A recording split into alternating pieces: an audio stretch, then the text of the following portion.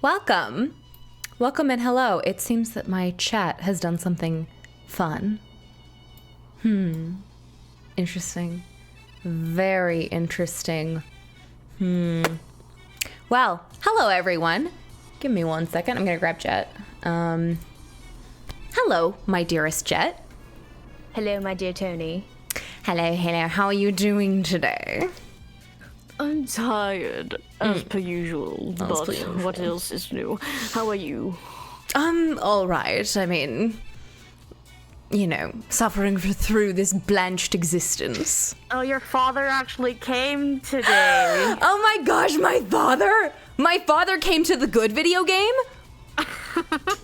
Oh my gosh! He will experience the good video game, except in a trial portion where we're almost done the trial and he doesn't know what's going on in the trial, but doesn't matter. It's okay, it's fine.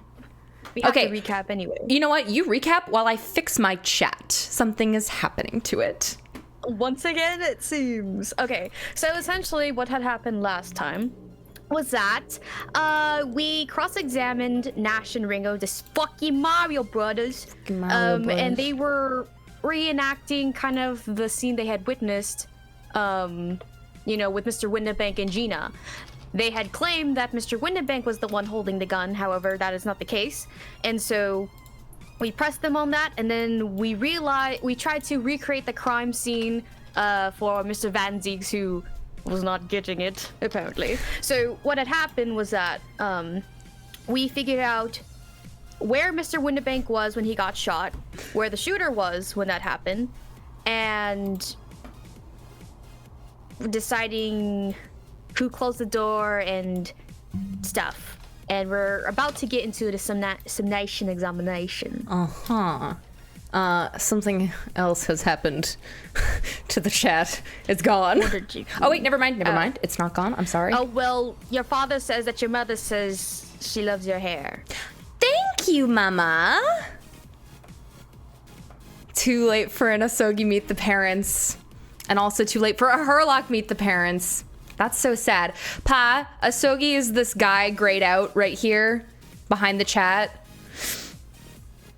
And we miss him every day, we do. He died back in case 2 and I still miss him.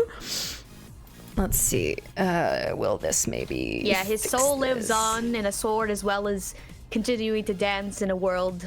Yes, in MMD world. Yeah. Okay, give me 1 second. I've almost fixed this. Okay. Come on. Grace, we've moved on from the Asogi mourning. We have to mourn the people who come after him. Yeah, because here's the thing. Did you see the thing that Marit made for me that I've put in the top? No, hold on. Let me open your stream. Yeah, Marit made that new one for me. Let us see what Marit made then. Oh God! I told her I'd put it up on the fridge. Oh God, he really is dead. Isn't He's he? dead. He's gone. He's dead. He's died. He's gone. He's dead. He's died. Well, rest in peace, Mr. Sholmes. You'll be severely missed. Pat, his heart might go on, but mine won't. You didn't experience Asogi Kazuma. You don't understand how bad I miss that guy. He is so Tony great. Has certainly been through a lot. I've been through a lot. I'm devastated. So anyway, sorry, now that the chat is fixed, welcome everyone. Kanji Chris, Hannah, author, Grisnix, Grovey, welcome. My father, of course. Grace, Vince, Abby, Koi, Ramen RM. I don't think I've seen you in the chat before. Welcome. And if you have chatted before and I just haven't seen you, I do apologize. Astronaut, Samarantha Fleshweaver, MJ Magicish, Alola Harmonia, and Taya. And I'm sorry if I missed anyone else. Welcome. Oh, first time chat. Gibbe, hello. Welcome. Hope you enjoy yourself. So yeah, there's, I added, Jed, I didn't know if you saw this too. I added a bunch of, what are they called? channel points incentives. I did lurk in the chat and see that. Hopefully no one abuses it too much for those who have like 90,000 points. For those of you who have like 100,000 points like Grace. Also, Abby has told me to redeem, or has redeemed show plush companion, so. Yes. Plush companion. There they are. Plush companions shown. If you didn't already know, there is a window inside your Streamlabs where you're able to like see the reward, or in your Twitch settings, you'll see like a list of rewards that come up, and you can click them and gray them out as, or like that you've checked them just as you would with like followers and stuff. Okay, yeah. Yeah. Just in case. I'll look over that. Sorry, Abby asked me to make the Narmeet Sums kiss, so here we go. Oh, okay. There we go. Ugh, in this Christian stream? I'm sorry. I'm just kidding. Yeah. Oh, thank you, Vince. It's restarting the tradition since I haven't been here in a minute. Vince did kick off the first hyped train on my stream. So I have to thank Vince for that. Vince was the original supporter of my laundry. Author's here too. Welcome, Author. Love wins. I love these new channel incentives. Okay, what am I doing? Oh, sorry, let me tell Twitter. You're playing the video game. Oh. Sorry. I'm not playing the video game yet. Okay. Let me. Hold on. Why is there 2 replies? There's 2 replies to my stream announcement, and one of them is private, and one of them is me. Who privately replied to my to my stream thing? You know I can't see that, right? If you're in here, if there's anyone in here, does this sound like Shakira? There's a she-wolf in your closet. What do I say? Live. That's all I'm saying. Okay. Bye. Bye, Twitter. See ya later, Twitter. That was Asoki's ghost. Oh. Wait. Oh, we already have a... Oh, no. We already have a Sing City Escape. Okay. Rolling around at the speed of sound. Got places to go, gotta follow my rainbow. Can't stick around, have to keep moving on. Just what lies ahead, only one way to find out. Must keep on moving ahead. No time for guessing, follow my plan instead. Trusting in what you can't see. Take my lead, I'll set you free. Follow me, set me free. Trust me and we will escape from the city. I'll make it through. Follow me, set me free. Trust me and we will escape from the city. I'll make it through, prove it to you. Follow me. Oh yeah. There you go. That's Yay, very thank beautiful. You. I made that 10,000 channel points thinking I made it 20,000 channel points thinking no one's gonna redeem 20,000 channel points on that when they could be betting. But apparently I was wrong. Hard mode played the game and sing at the same time. Well, that's impossible. Thank you, Hannah. Anyways, we're never finishing this video game. Grace, you say that every single time, and you might be right. Yeah, but Grace, see, I know you wouldn't do that 4 times in a row because every single time you say we're never finishing this video game. Yeah, quit being hypocritical. Yeah. Okay. Should I tell Instagram what's going on or just get into the game? Let's just get into the game. Let's get into the game. Let's turn this music off. Is that from High School Musical? No, it's not. I'm sorry. It's... Oh, God. Okay. Sorry, let me turn the video game music on. Let's turn off the video game music. I can't hear it. I can't hear it. I'm sorry. There we go. I can't hear it. And okay, so as I said in the chat earlier, I know it's from SpongeBob. As I said in the chat earlier, Jet and I were doing some mic things. We've both sort of added some filters to our mics to make them sound better. Sing Weekend Whip. Well, that's not a channel incentive, Brad. Maybe if you had told me to add it beforehand, I would have. But so definitely let me know if the sounds okay. We did a bit of a test recording beforehand to, test the sound and see how it sounded. Yes. So let me know. It does sound really nice. Well, I'm glad to hear that. So yeah, Jet already gave everyone the rundown of what was happening in the video game. So let's go save Gina. Let me just read a little bit of history too, just so I can remember. Right, of course. What we're doing. Okay. There is Tony in my headphones. Okay. Okay, the prosecution has established the accused motive, opportunity, and baseness of character. There's no more to add. Ladies and gentlemen of the jury, I await your informed decisions. Rest my case. Okay.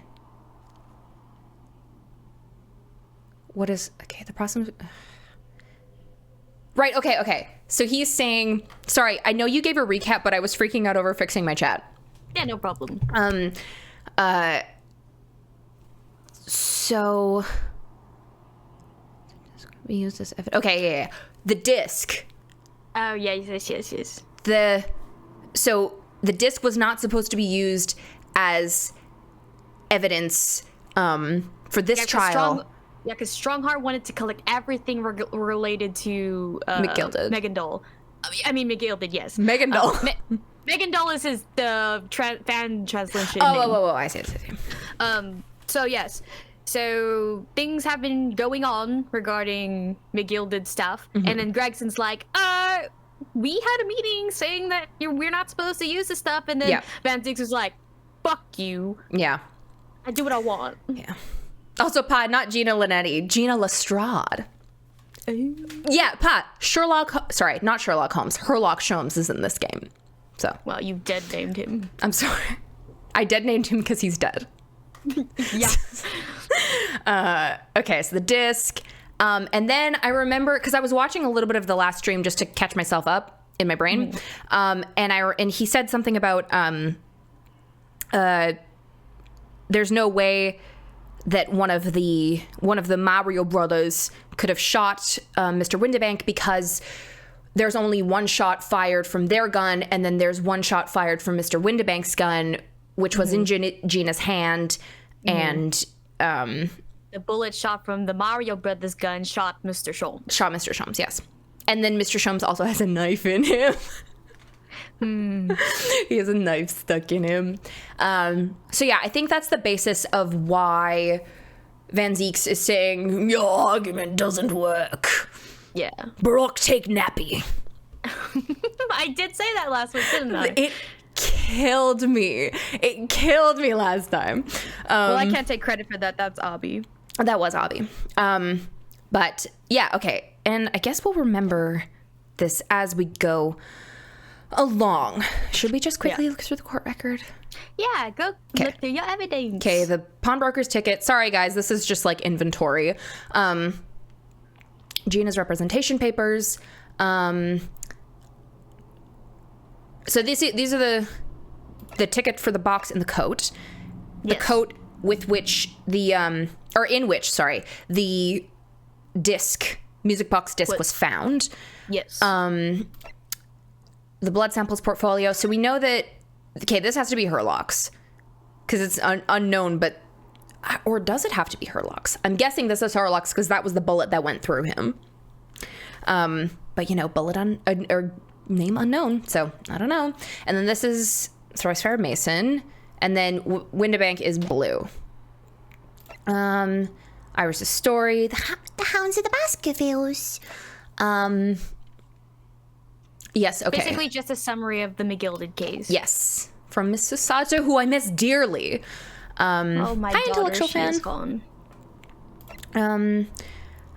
Today's paper, which is about the first page or whatever is about the weather, and then the back page is about the government things are being... Yeah, government secrets being leaked and intercepted by hostile foreign nations.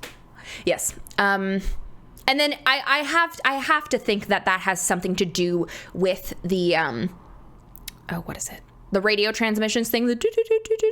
You know, autopsy report, of course. Crime scene photograph, which I had to present, but I couldn't present this because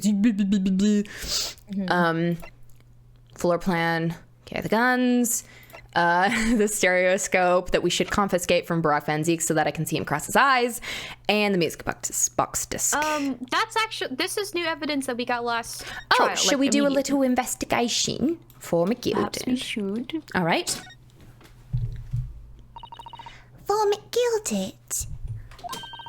That's the man you defended in court a couple months ago, isn't it, Bruno? Yes, or rather, mistakenly defended. I wonder what his name was doing on the back of this disc. That's a question I'd love to know the answer to myself. Okay. And then I want to investigate that blood because it belonged to Mr. Eggs. Oh, Bruno, look! This is blood! Yay! Yes, you're right. Just a small smear, but definitely blood.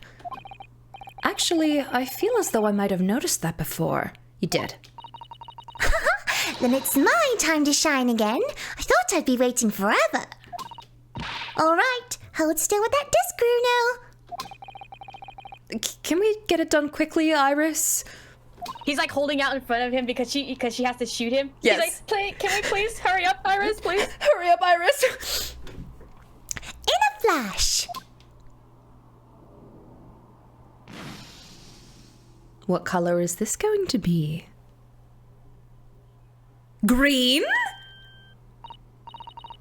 So what else do we have already that shows green? The calendar blood. So maybe it wasn't really Mr. Sholmes that was shot, or maybe is Eggert Benedict Mr. Sholmes?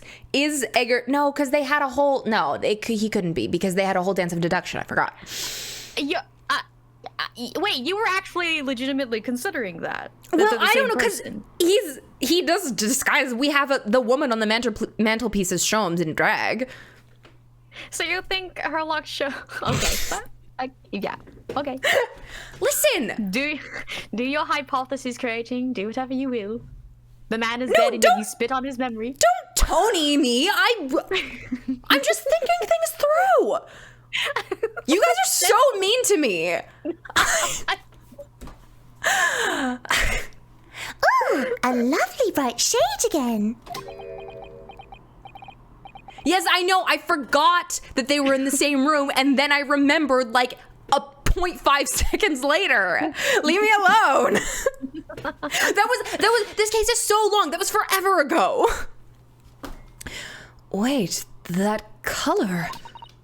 What is it? It's just that green. It's not the first time we've seen that color, is it? Well, and also, okay, Iris's gun just works on blood types. So maybe Mr. Eggert and Mr. Sholmes have the same type of blood.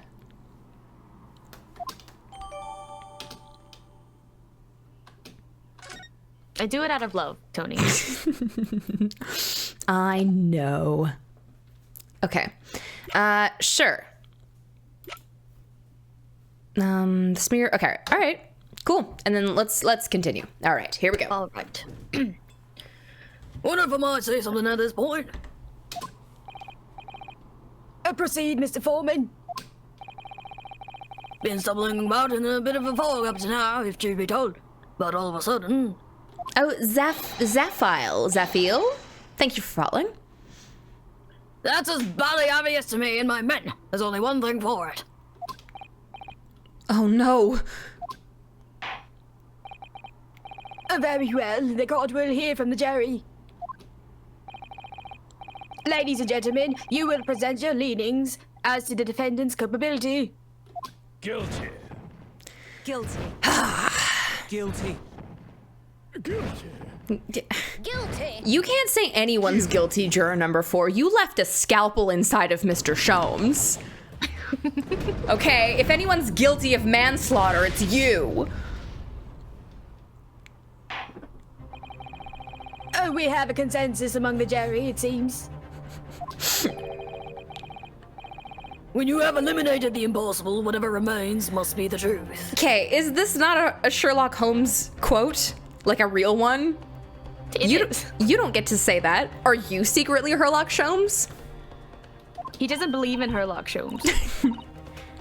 Ha! He reads Sherlock Holmes. I see, I understand. That's my line. I wrote that for Harley. How dare he use it against us?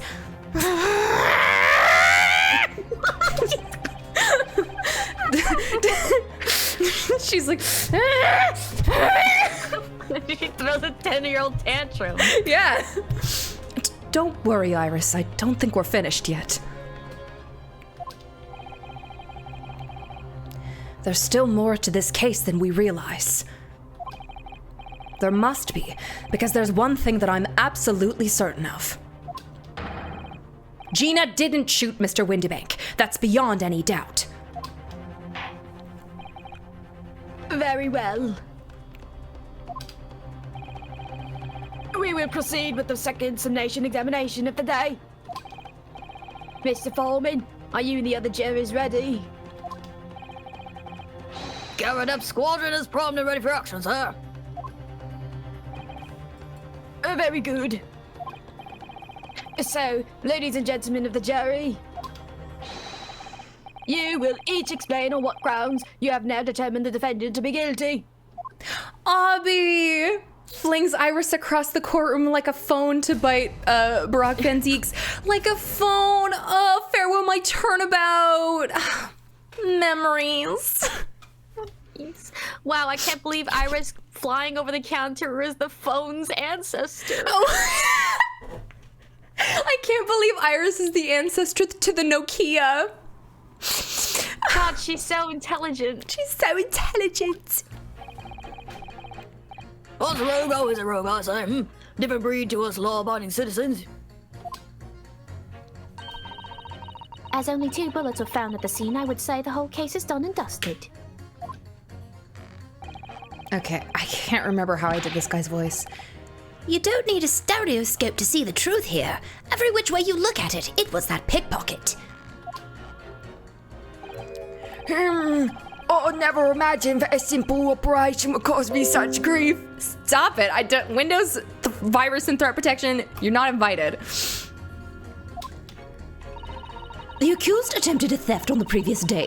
I can see I'm in for a busy day ahead. I am ballistics expert. I have seen many shootings. There's nothing I do not know about guns. Okay. Your little mouse, he's sniffing. It would seem there's a little remaining room for doubt. After a minute, I would try to bolt over an argument put forward by the chopping block. But when that fell apart like a house of cards, I found that I generally would have been hoodwinked. Well, no more. The whole courtroom is turning against me. It's not fair! Iris? That prosecutor's being mean! He is being mean. Just because Ginny's done some things she shouldn't have done in the past, that doesn't make her a murderer! Oh, Pat, one thing you have to know. Sorry, catching my father up. This main guy that I'm playing as, the defense attorney, he's Phoenix's, like, great-great-grandpa. Phoenix is blue suit, man. Yeah. Allow me to savor this fruity vintage while I savor the spectacle of your fruitless debate on the murder. Here's to the truth coming out. Eventually. This guy. Ryunosuke. That's enough preamble. Counsel, proceed with the summation examination. Okay. Beloved Ryu. I know sometimes I'm like, like he hasn't gone through a character arc and he's boring, and but then sometimes I'm like, you're so cute. Yes, my lord.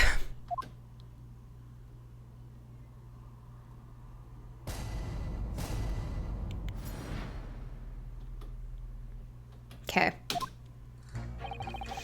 Okay, once a rogue, always a rogue. Oops, sorry. Oop. As only 2 bullets were found at the scene, I would say the whole case is done and dusted. You don't need to scare us. Everywhere you look at it, it was that pickpocket.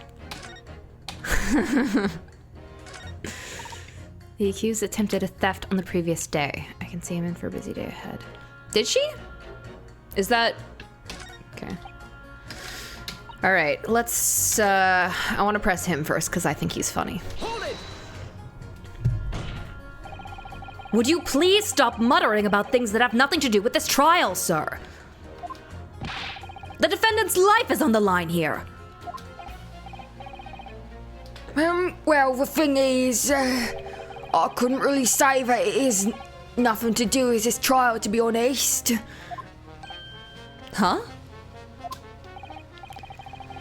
I mean, there's no question that the man was shot, but the bullets had simply vanished from his stomach.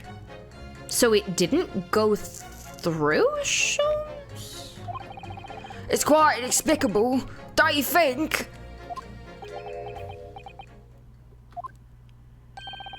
I almost don't want to ask, but this surgery you've been muttering about all this time, you were operating on... What was that fellow's name now? Hair Leech? No, Hairlock? No, Hairlock? Herlock Sholmes, by any chance? Yes! Good lord! It was that Hairlock fellow. What? You're the surgeon that operated on Mr. Sholmes? That's right. Using the very latest anesthesia techniques, I might add. It was a fairly major up, I can tell you. Rip to a king. This is crazy. Let me see. The fellow was brought in not long after midnight, if I remember correctly. They said he'd been shot by some criminal or other, so I happened him up like a shot. I remember I had a hard time spelling on his death certificate. But the funny thing is, I went over his insides with a fine-tooth comb. I couldn't find the bullet anywhere. So I'm afraid I had to throw up my hands and just stitch the fellow back up. I hate to state the obvious, but Yes. surely that's because the bullet is still at the scene of the shooting? The counsel for the defense is correct. As is clearly shown in this photographic print. The bullet that the Skulkin brothers fired at Mr. Sholmes hit him in the stomach region, then exited his body and lodged into the shop wall where the calendar was hanging by the door. I think you'll find it's really quite simple if you just consider the problem three-dimensionally. Ha! Who do you think I am, son? Some kind of stereoscope? Well, juror number 4 is about the best I can do. I misbased juror number 3. As soon as I saw the ring to the man's stomach, I flipped him over. Like a pancake? Are you saying that you checked his back? Of course I did, and there wasn't a trace of injury. No sign that the bullet had left the body at all. Interesting. What? That's the point. The only logical conclusion was that the bullet was still somewhere in the man's innards. Which is exactly why I set about slicing him up. Don't say slicing him up about Mr. Sholmes, please. And I'm still none the wiser, even now. How many times do I have to say it? Can somebody please explain how it happened? Can somebody please solve the mystery? It's almost as much of a mystery as how this jury was put together. The mystery of where that bullet ended up is infuriating. Where's an expert when you need one? Okay.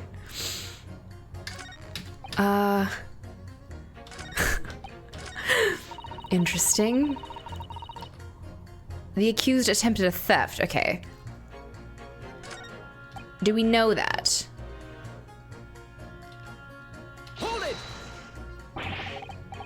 I thought you were just a tourist?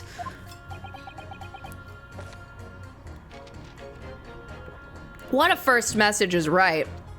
Slice me up, Grandpappy. I do call the DGS channel in my server is called Grandpappy Right, so. Good day. I am visiting London for sightseeing. I would like to take bus to Crystal Tower, please. There's no way he's just a visiting tourist. So, you're a ballistics expert? Who knew? Wait, what was the prediction? Sorry, prediction result is yes. What was the... That Oh, whether or not Barack will Bonds shit would himself. I yeah. see. I have much experience with guns. Ah, I have lived through many, how you say, extreme, violent, no blood, Extreme violent bloodbaths, perhaps. sorry, somebody's redeemed Do the Lang voice. Oh god, Iris knows how to channel? She sure does. She's everyone's ancestor. Actually, because she's the ancestor of the Nokia, she does have a recording device in her vocal cords. right. Thank you for summoning me. I'll be here all week. Extremely violent bloodbaths, perhaps? Those extremely violent bloodbaths. Iris Faye? Iris family name. English is very difficult. Considering the sort of people you associate with, I'm surprised you still have a tongue. Anyway, if you have questions about bullets and guns, you ask me. There's nothing I do not know. No mystery I cannot solve. He's very confident in his knowledge of guns, that's for sure. But if possible, please only in Russian language. He's not very competent in his knowledge of English, though, is he? No. Still, we should bear it in mind. He's our man if there's a mystery about guns or bullets. Gee, He's I our wonder. man. If there's a mystery about guns or bullets. Oh my gosh. Hold on. Okay, sorry. Oh. You okay. redeemed Lang voice and also City Escapes theme. All right. Gotta go fast! Gotta go fast! Gotta go faster! Dun, dun. Moving at speed of sound. Quickest hedgehog around. Got ourselves in a situation. Stuck in a new location without any explanation. No time for relaxation. Go! I don't blink. I don't think. I just go. Go! Sonic is on the run. Sonic is number one. Sonic is coming next, so watch out for Sonic. Gotta go fast. Sonic, gotta go fast. Sonic, gotta go faster. Go. Sonic, yeah, gotta go fast. Sonic X. Okay, sorry. I should make that more channel points. Oh, I'm such a genius for suggesting these little fun chat games, huh? you really are. We're never finishing the video game. Sorry, what were you saying before about guns or bullets? Oh, well, I'm just saying that the game is saying he's an expert He on is. guns and bullets. He certainly is, and we should ask him about the guns and bullets that we've found in our own investigations and journeys. Van Zieks has met... Excuse me? Go drink some tea. Drink some tea, water. Oh, thanks. Thanks, Taya. Okay. Van Zieks has managed to convince everyone. When you have eliminated the impossible, he said. But he hasn't! If we're going to fight back, we need more material. And we have to fight back. We have to turn this trial around again. Thanks, I like my cup. It's very big, it's made for soup, but I put tea in it. Okay.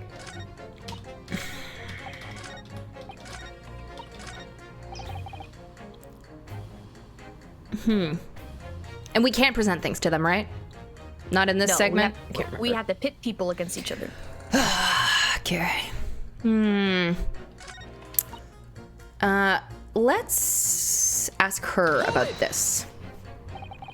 What do you mean you're in for a busy day? Forgot to say, stop. Do excuse me, stop. I am a communications officer. Stop. A communications officer? Does that have something to do with sending telegrams? Everything from personal messages written by members of the public to the latest news in the capital. I convert all messages into Morse code and tap it out to the entire world electronically. To the entire world? Thousands of miles of cable under the sea. Stop. Worldwide communication network. Stop. Information transmitted to and from all corners of the globe. Stop.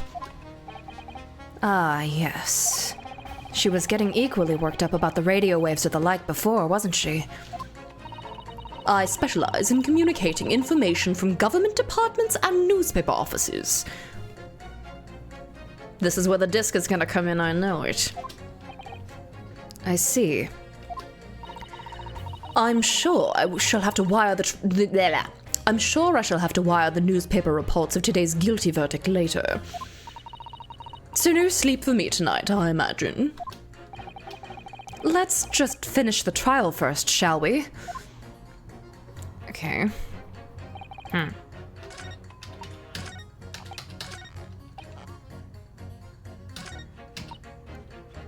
Okay. She's saying things about guns. Let's go the gun route. It's the number of bullets that has you convinced? You're the first person I've seen who doesn't give this juror a stupid voice. What, juror number 5? Just the lady? Only 2 bullets were fired, and the 2 guns that fired them have been examined by the police.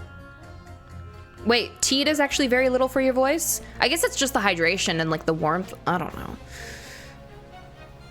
Then what's the best way to recover your voice? When the parlor maid asks me how many are invited for dinner, I always tell her to count the table settings. Well, that's logical, I suppose. Although... Yes? Sometimes at the dining, crockery does go missing. 1 or 2 guests rather like the fine china. Oh, I see. Took me a second to process what she said. Does your employer dine with thieves? So I suppose. If there was another bullet somewhere of which we were unaware, I'd have to reconsider my position. A 3rd bullet somewhere on the scene? Could that be possible? I want to say it's possible if there was another gun. If there was another gun? I can prove it. I can prove it.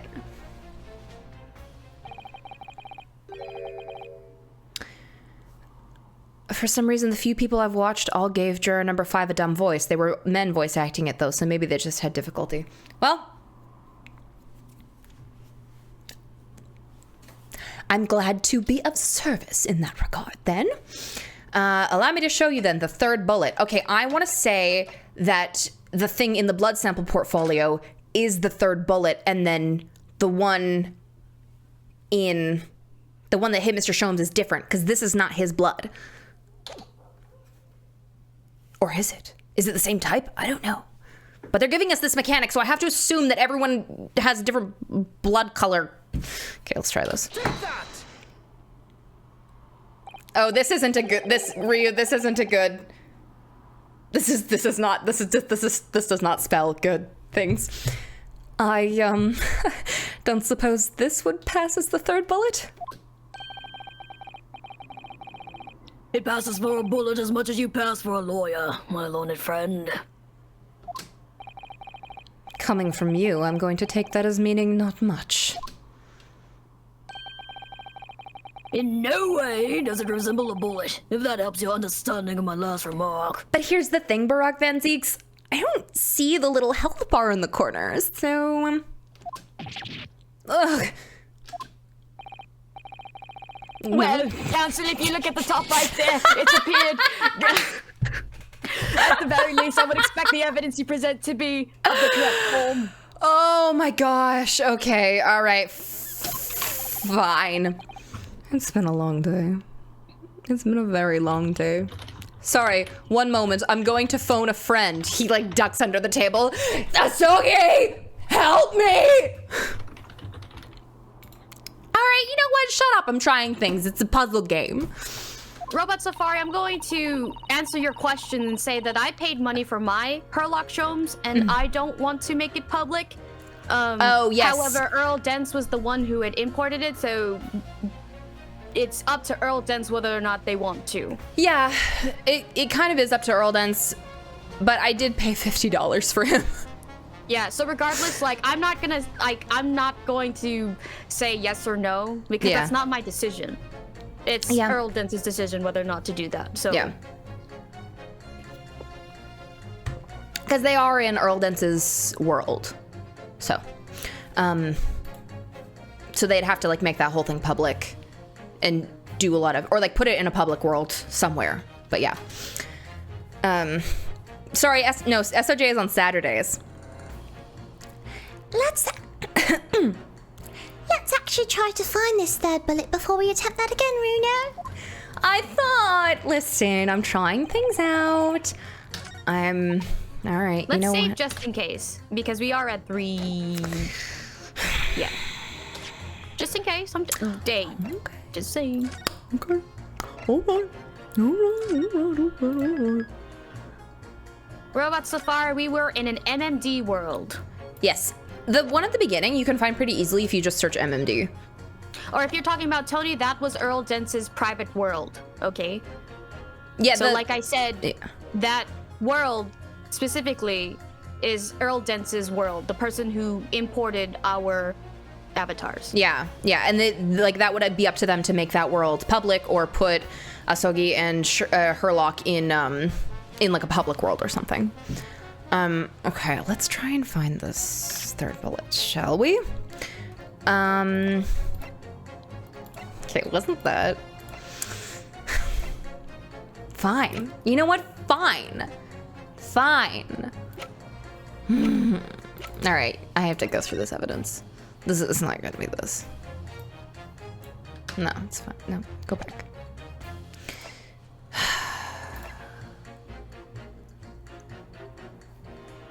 That's been identified as Mr. Mason. Okay. It's not this. Hound the Baskervilles.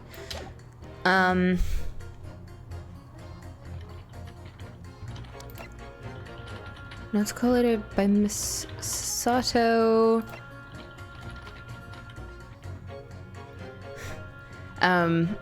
Article about government secrets.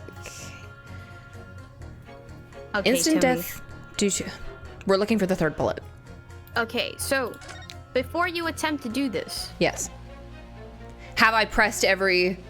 Will I it's not get... a matter of pressing, okay? You've already done what you needed to do. Okay. So what's the mechanic of the simulation examination? Pitting. Okay, I guess we'll... Okay, so look for the specific. Go back to. Remember, what statements did we update? Well, okay, we updated... This is not updated. No. This is updated. Okay, so Okay. what does he say? Oh, yeah. I'm so stupid. Sometimes... You're not stupid. Okay. Okay, you're thinking too far ahead. But All right. we need to do everything one step at a time. Okay. All right. So all right. again, read what Mr. Juror Yes. for number 4 is saying. Number 4 is Read it out saying... loud. He's saying, the mystery of where that bullet ended up is infuriating. Where's an expert when you need one? An expert. Yes. Yes. Objection. Oh, I thought he was going to say, excuse me. I love when he says, excuse me. It's cute. Excuse me. Excuse me. The fact that it also is spelled in the bubble, like, excuse me. Excuse. Oh, gosh, what did I do? Oh dear, okay. Those two statements clearly contradict the idea that all I do is pit jurors against each other. What? Oh, a ballistics expert! Beating B-I-T-T. On the night in question, Mr. Sholmes was shot by one of the Skulkin brothers. But since there was no sign of an exit wound on his back, we must assume the bullet didn't pass through him. Okay. Okay, thank you for putting it into words, Rio. That's what I sort of was thinking. However, no bullet was found lodged in Mr. Sholmes' body either. Furthermore, I love when Reno does his little walk, yes. He does his little walk on the catwalk. She's a little tush. A bullet was found lodged in the wall of the shop where Mr. Sholmes was shot. Juror number 6. Hello, my name is Villain. Pleased to meet you. This apparent contradiction in the facts that is so clearly troubling juror number 4. Are you able to explain the mystery?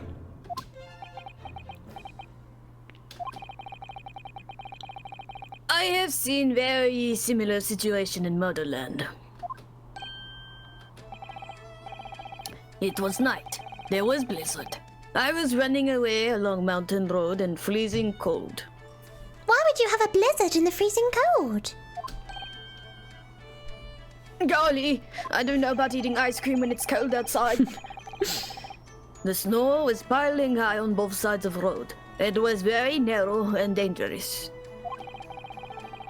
My pursuers had hunting rifles and they were on dog sleds. Mental note, don't ask too many questions. I was shot from behind, and I fell down in snow. And this situation was very similar to what I hear today from Doctor. They could not find bullet in my body. And no sign, how do you say, exit wound. Then, where did the bullet go? Bullet never hit me. Did Mr. Sholmes fake getting shot? He can't have. Why would he do that?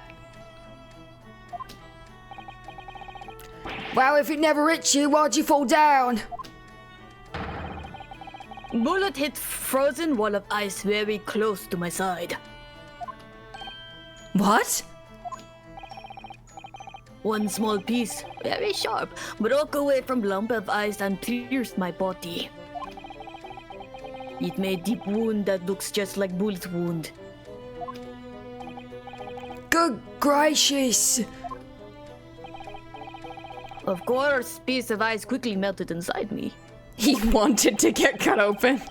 And that is solution to mystery of disappearing bullet. He wanted to see how much caffeine it would take for the anesthetics not to work on him. But that doesn't answer the question at all! Hmm? The shooting happened in a pawnbroker's shop. Not some starry mountain in another country. Just an idea, but we might not be looking at exactly the same scenario here. Runo? Where exactly was Hurley shot again? Well, according to the report, in his stomach. Sort of around this area, I think. He's like, sort of around this area, I think. He faked his death, but he did die. Yes. Hi, also, hi, Cole. Hi, Cole. Hi, Cole. Hi, Cole. Hi, Cole. Cole in the chat. Well, that's precisely where he always wears his little. That's precisely where he always wears a little pouch on his belt. Oh. A pouch? Actually, I might have noticed something like that. Yes, a pouch. Do the Lang voice. Yeah, a pouch. It's where he keeps his 3 glass vials of very dangerous chemicals that he uses in his investigations.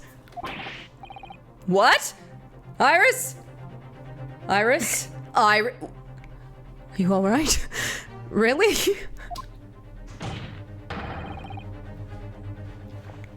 Doctor, where is the pouch Mr. Sholmes was wearing?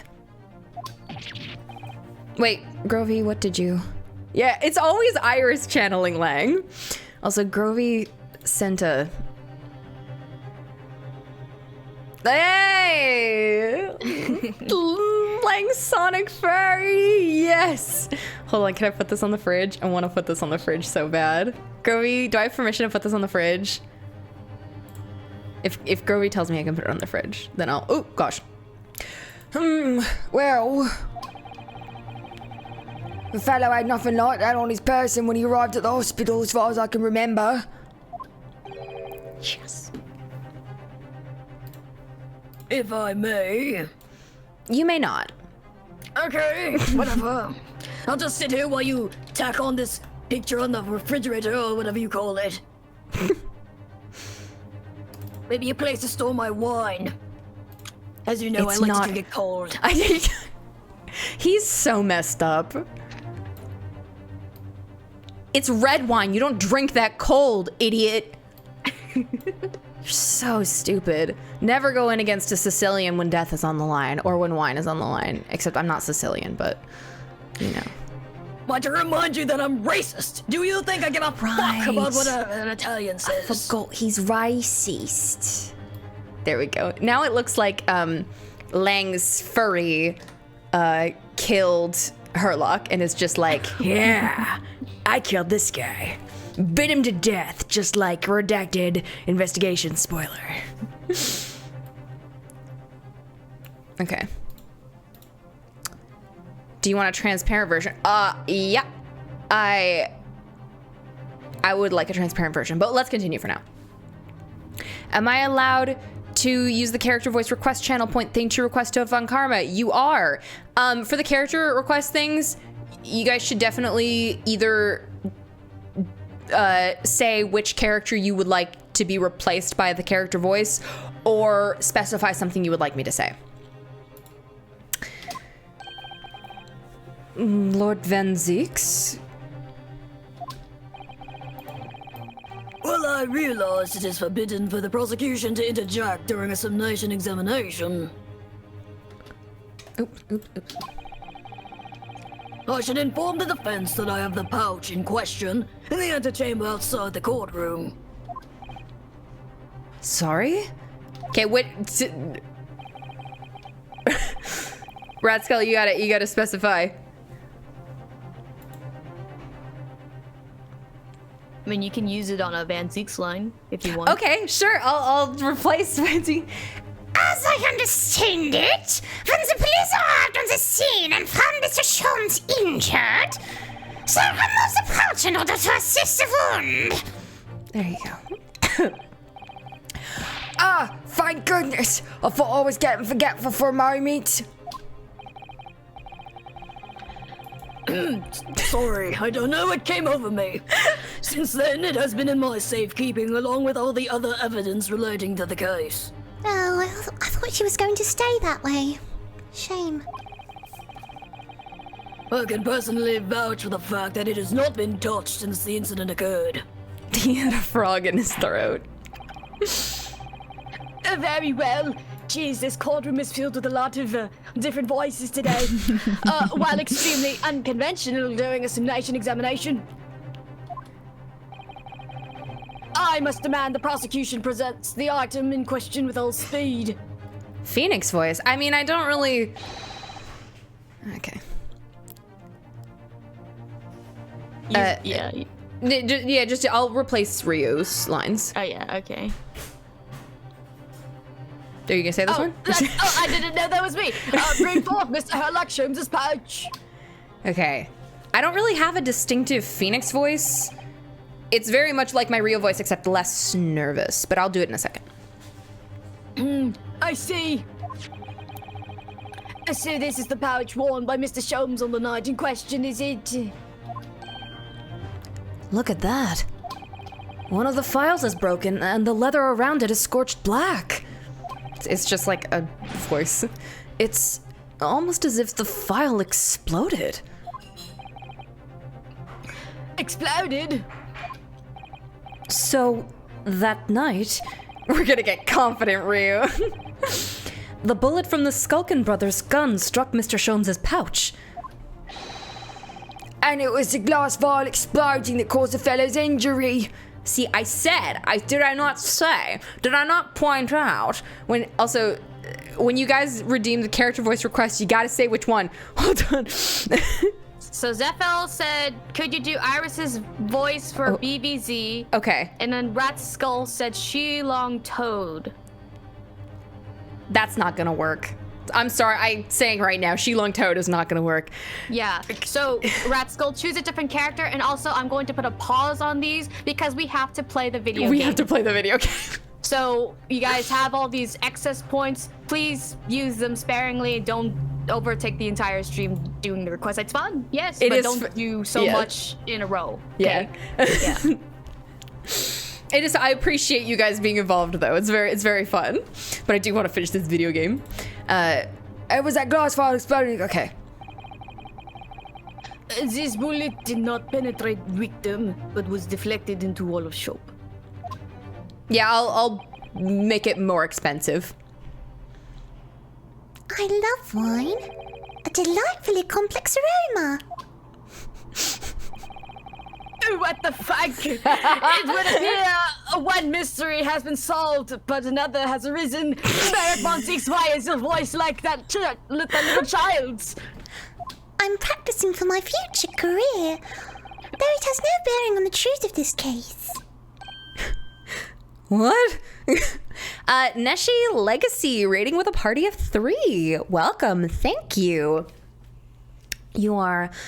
I'm most grateful. My gratuities to you.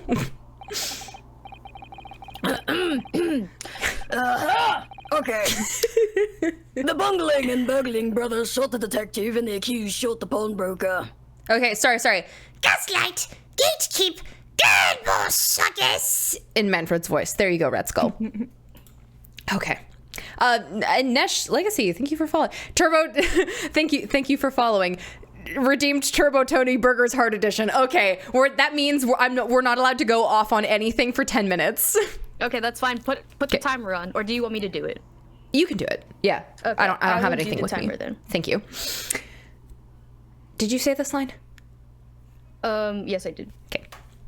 Okay, the timer is starting now. Okay. The pertinent facts of the case remain unaltered. But at least the mystery is solved. I can sleep easy tonight. Thank you, young man. But I will have nightmares about that man doing a little girl's voice. Thank you very much. Glad I could help. Due to its bearing on the court, on the conundrum just solved, the court will sequester this scruffy pouch as evidence. This shitty little pouch. This pouch isn't scruffy or shitty. Sholmes' shitty pouch has been entered into the court record. And now, the summation examination. It would appear the defense is somewhat struggling to alter opinion. Thank you, Dan. Please, my lord, a little more time. After all, that's a new piece of evidence. It could be a valuable clue, and you can't afford to overlook anything here, Ryunosuke. There's still a way to turn this around. Somehow, I'm sure of it. Okay. Let's examine that really quick.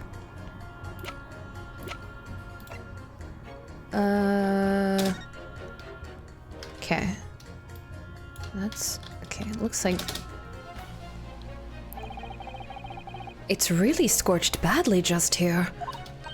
Oh, the strap is broken, look! This must be where the bullet hit then. Let me see. Ha-ha! Wow!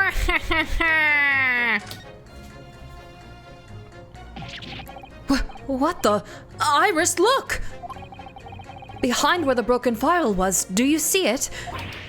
Ah! That's the Skulkin Brothers bullets!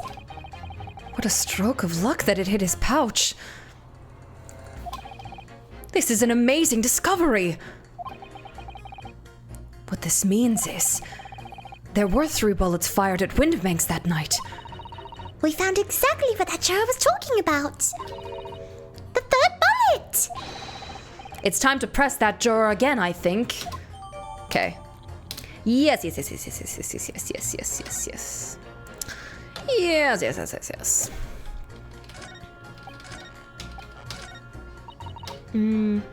Hold it! Hold it. It's the number of bullets. Okay, you can press B?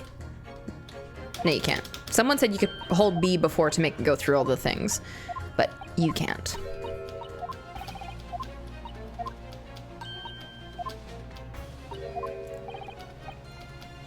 It's possible, and I can prove it. I surely can. Allow me to show you then the 3rd bullet. The 3rd bullet? The 3rd bullet. Take that! Here it is. We discovered it just now, in case you weren't watching the entire time. Yes, on the night in question in Winterbank's pawnbrokery, another bullet was fired. Hold it! What now?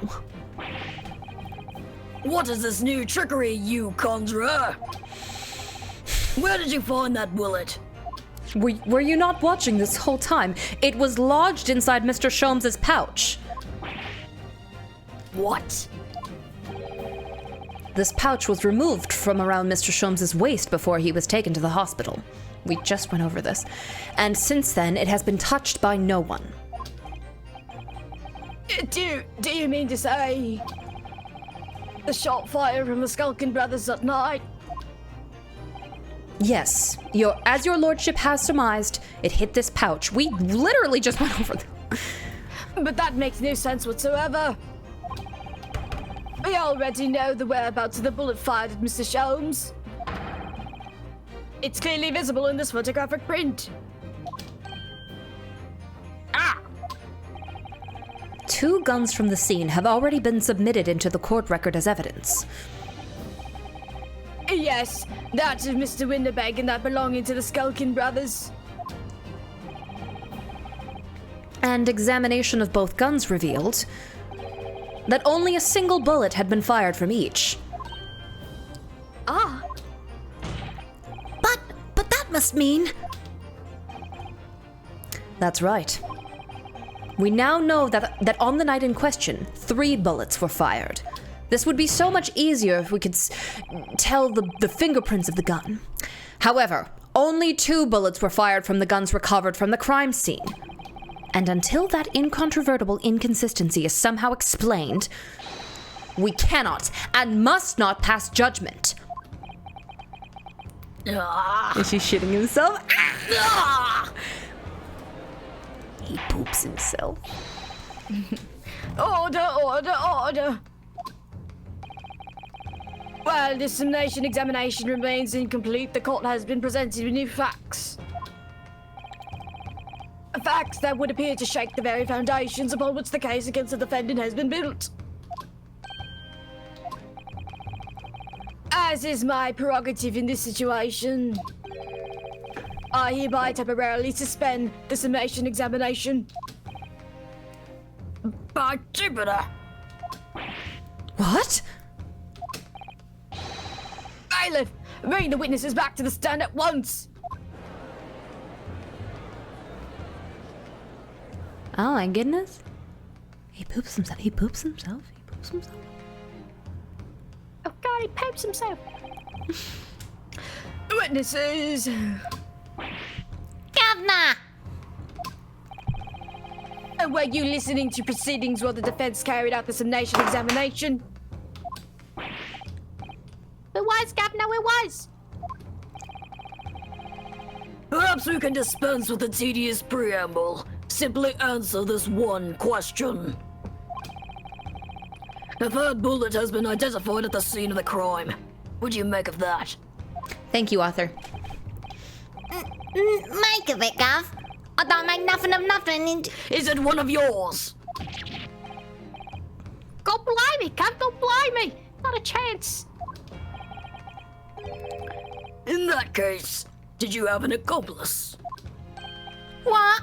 Hey, what? Never! The Skulkin brothers work alone! They have a third brother, though. It's just the two of us. That's a trademark. How soon we forget poor Sulky. Only 2 of the bullets from the crime scene originated from the firearms we have in evidence. The third bullet was fired from another gun. Where is it? Lummy, that's a head scratcher.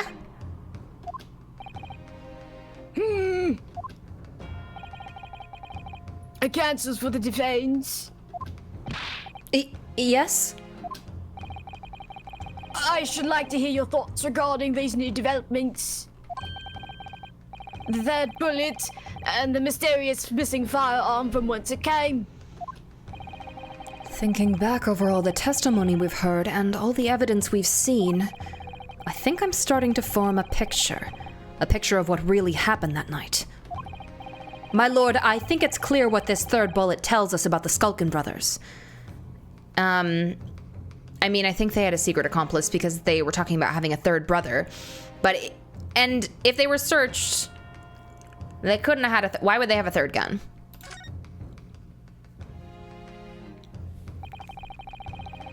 On that night at Windibank's pawnbrokery, the brothers must have been working with a third man.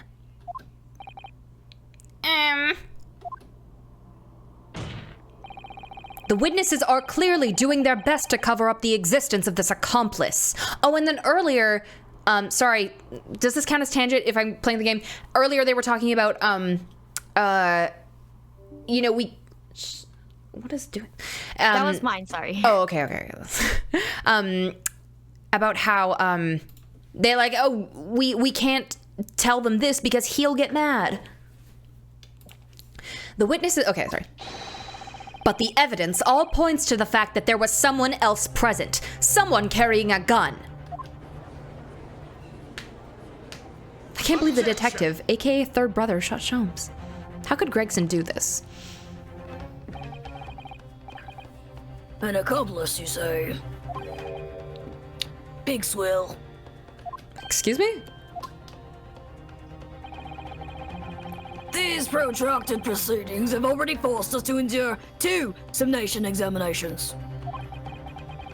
Yet in all that time, there has not been a murmur of a third man. If this apparently wraith-like being exists, the court must be shown hard evidence. Burger's hard, apparently! Without it, this fantasy will be crushed. Yeah, the 10 minutes are up. Oh, yes. Ugh, Burger's hard. I never made it past Burger's easy, and that was with Asogi's help. The prosecution demands answers on 2 counts. Firstly, proof. Evidence is everything. That this accomplice was ever at the scene of the crime. And secondly, the identity of this spurious character. The Skulkins are lying. I know that. But how can I ascertain the identity of the person they're hiding? Well, counsel. I'm supposed to prove the existence of this accomplice and reveal the person's identity, even in response to the prosecution's demands, my lord. The defense is...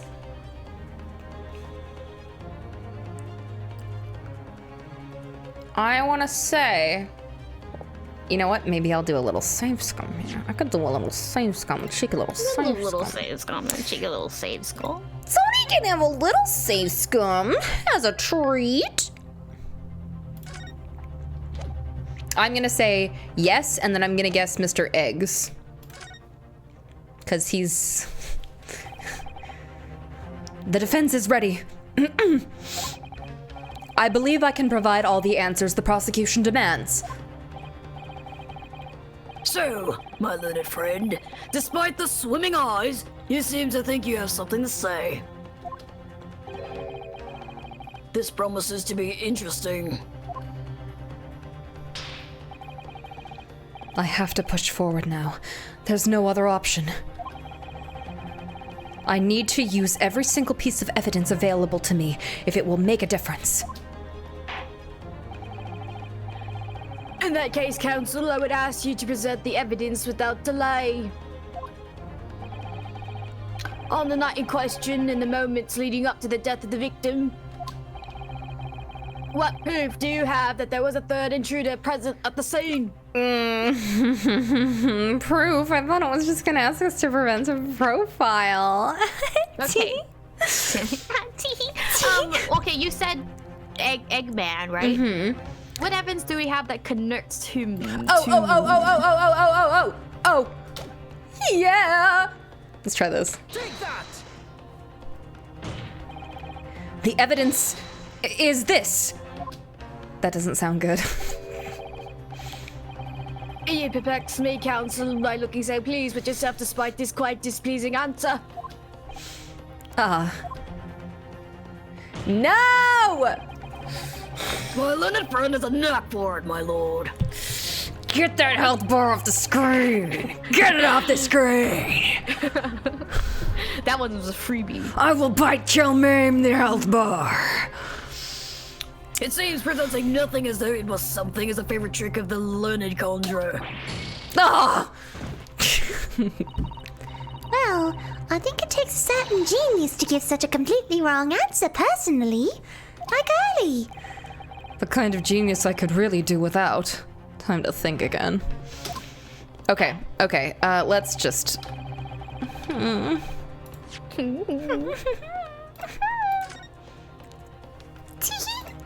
Is this... Hold on. Wait. It was number 2. It was number 2, okay.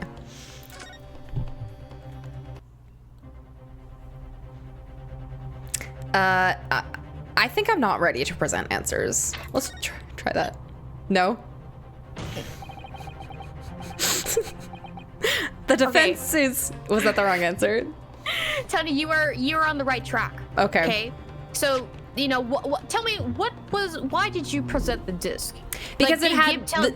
Okay. It had the same green blood. Sorry, not green blood. It had the same reaction... I'm just gonna say green blood. It had the same green blood as the blood in the, on the calendar in the pawnbrokery, and we know that green blood belongs to Mr. Egger Benedict because the disc, he was holding it, it pinched him when he was fighting Gina for it.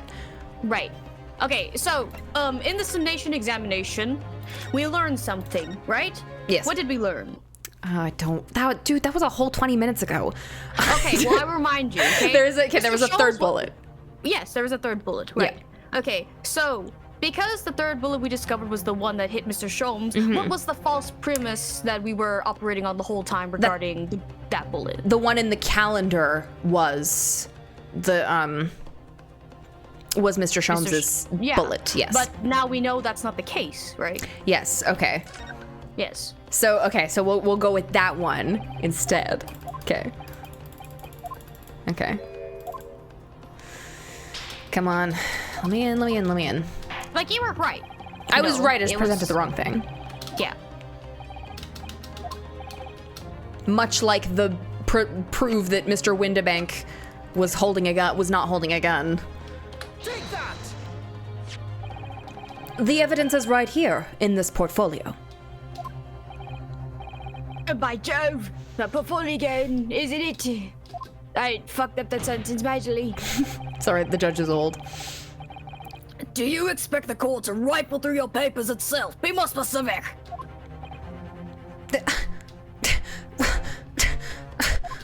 Fine. You claim one of those blood samples proves the presence of this third intruder. Well, which one is it? This one. This Take one. that! What am I looking at here? There appears to be some green paint or such like around the bullet hole in the middle of the calendar. That's a blood stain, my lord. A bloodstain. Green blood. Curious, even for you. Oh my gosh, he's a Vulcan, just like my dad suggested earlier.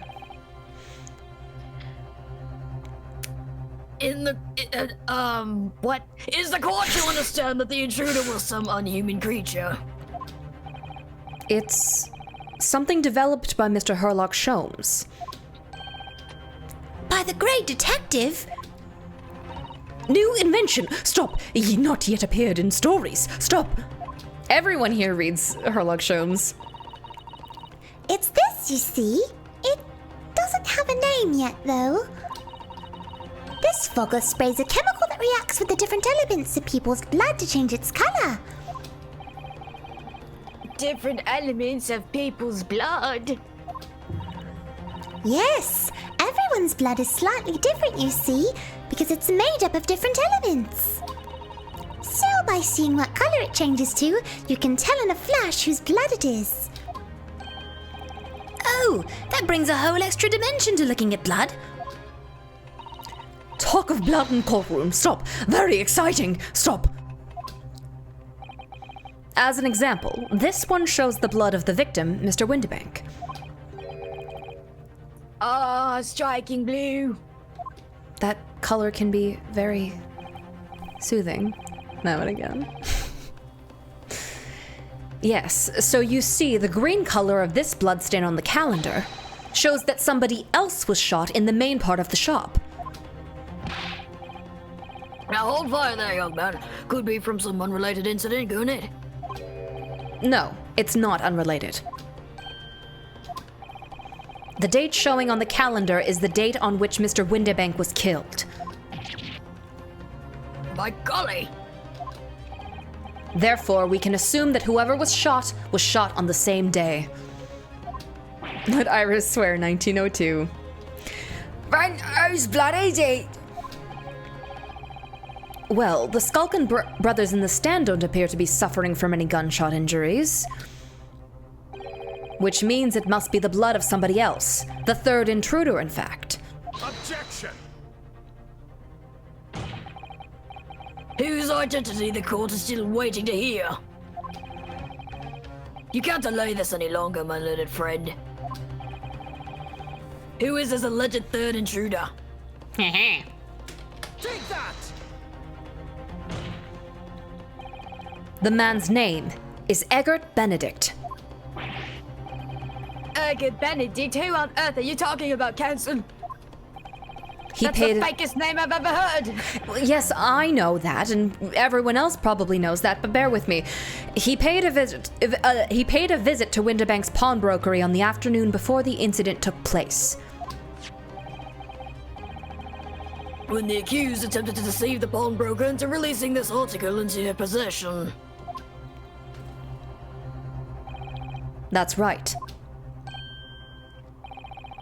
The man identified by the defense, Mr. Eggert Benedict, then attempted to take the article from the defendant by force. Okay, see, author, get some good rest. Oh, a broker. Yes, sir. I believe this filthy pocket thief has just redeemed an article from you, no? Yes, The article in question belongs to me. I demand for it to be returned at once. Now that's a lie. What are you trying to pull?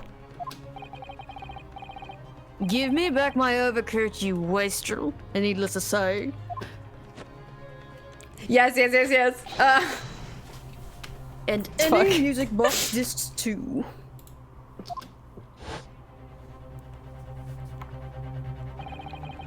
Inspector Gregson was there at the time and can attest to what happened. In the end, it was the inspector himself who took the disc. Can you corroborate this account, Inspector? Yes, my lord. That's more or less what happened. And in the interest of being thorough, I asked Winterbank for a print showing the fella. Taken from one of his red-handed recorder governesses. Whatever the fuck that word is. Gubbinses. Lori Run, thank you for following. Welcome. I hope you have fun. Yes, that's him talking to Mr. Winterbank that morning. And you claim this man is the brother's accomplice? Well, Mr. and Mr. Skulkin? Never seen the geezer before in me life. All my life, never seen him. Eggert Benedict's sprite motions do channel points tier. Okay, I'll add that. Well, somewhat unsurprisingly, it appears our witnesses disagree with the assertion. Good night, Taya. You get some good rest too, okay? Feel better. I'm sure your lordship recalls my learned friend's actual assertion. Which was that he could prove the identity of the alleged accomplice. Yes, and I can. Then show us the evidence. I agree. You must see proof that the clean-cut gentleman in the photograph is the filthy criminal you say he is.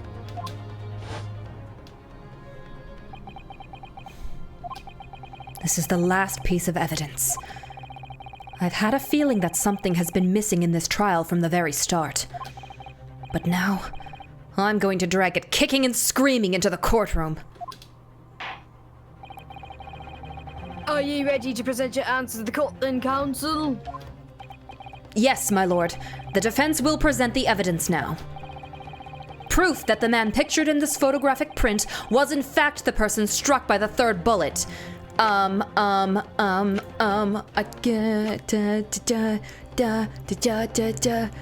we need one for the Hurlock boxing animation. Okay, here, I'll give you a free one right now. Okay. I almost hit you with one of my famous right hooks. I can't, hold on, let me get the history. Okay. Okay, prove the identity of the alleged accomplice.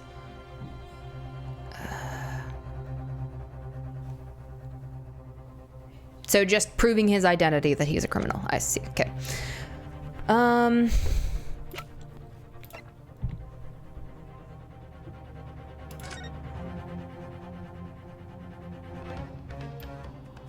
Small box, 10 shillings.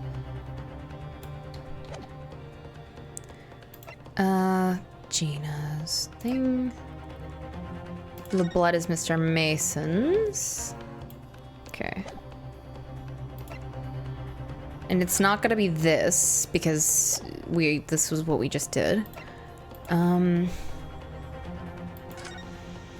Victim found deceased in the last scheduled omnibus of the day.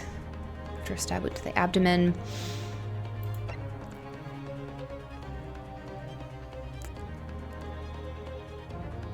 Okay.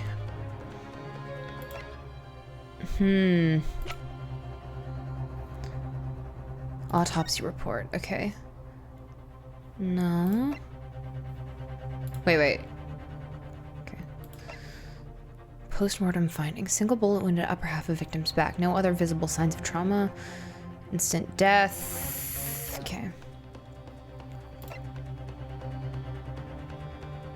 Proof that he's a criminal? He said his name was Eggert Benedict. Need I really say more?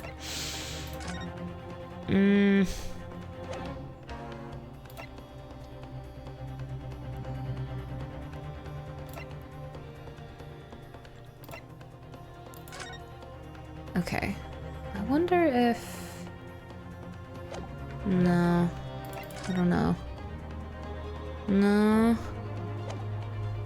I'm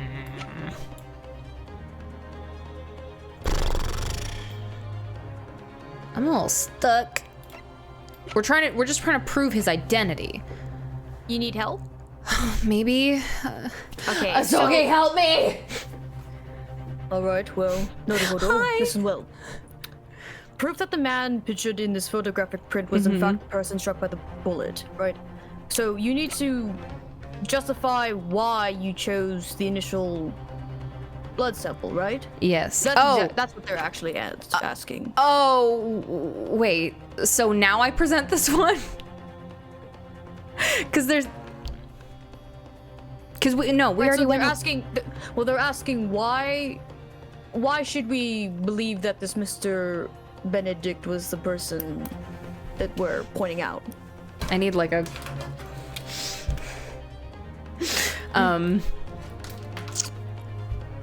Why should we believe that it's him? Yeah, what reason do we have to believe it's him? This is a very good question.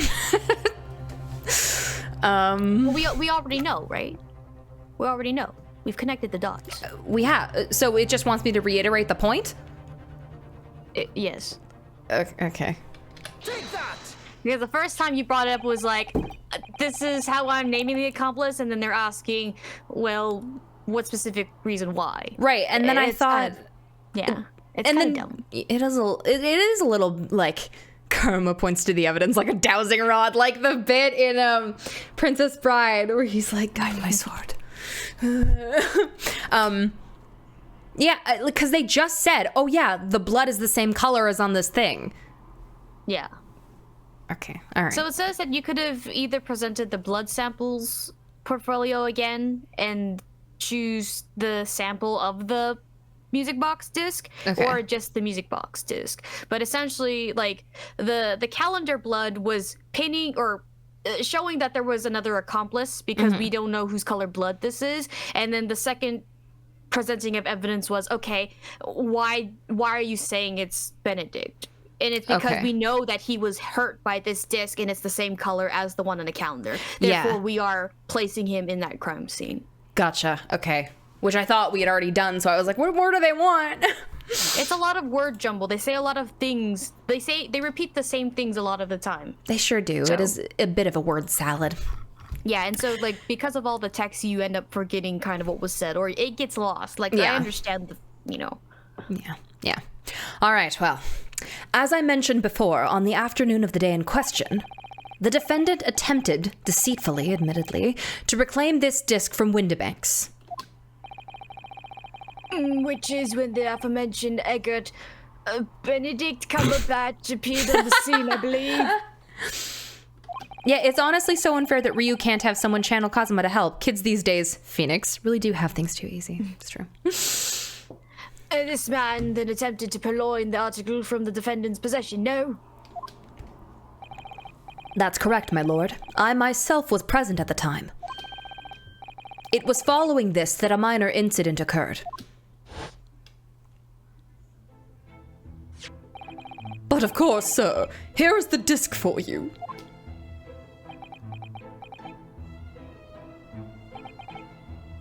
Very well. Then I shall bid you farewell. Say goodbye to style. Wait a minute. That disc is mine. Ah! What do you think you're doing, you little tramp? You've drawn blood, you filthy animal.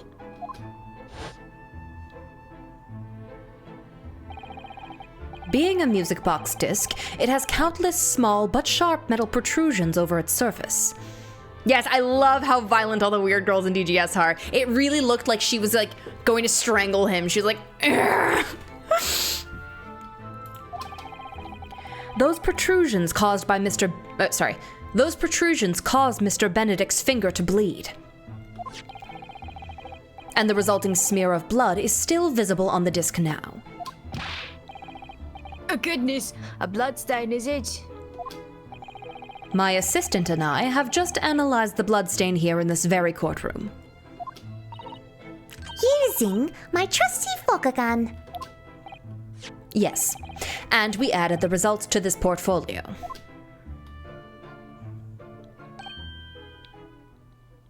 Oh, I say. It's green. This is the stop. Yeah, it's exactly the same color as the blood around the calendar. The evidence is conclusive. The man calling himself Mr. Eggert Benedict, who was in Windibanks earlier that day, is the accomplice who was present at the scene of the crime that same night. Well, then why is his blood on the calendar then?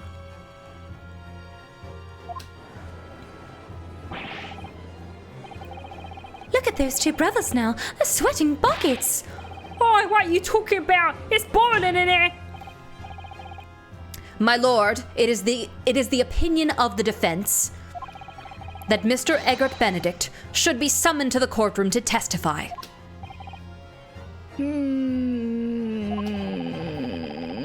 It would certainly seem that we can ill afford to ignore this gentleman's apparent presence. Objection! This has gone on long enough now. This flagrant ignorance of the mechanics of law.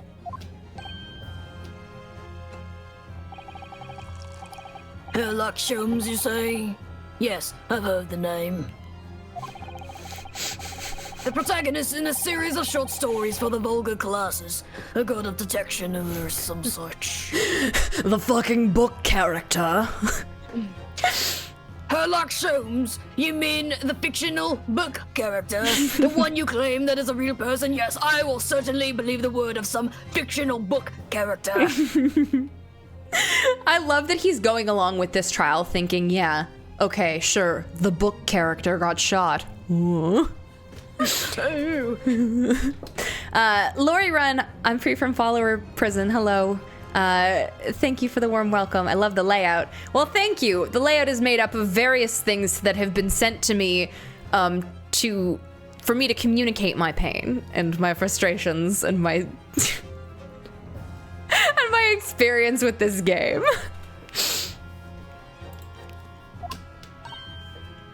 Is Herlock real? Do you have evidence? He thinks it's a sort of body pillow of Herlock that got shot and everyone is making a big deal of it. It's Sasato's body pillow. That she left because she was in a hurry to go back to Japan. Oh my god, she's on she gets onto the boat and she's like, all right, it's just you and me, Mr. Sholmes. And then she's like, no! And you can hear her as the steamship is going. Yes, it like pulls out to a really wide of the steamship leaving the port and she's like, no! Oh, Grace said she started in the pawn shop. No! Oh, that's so sad. Oh, great.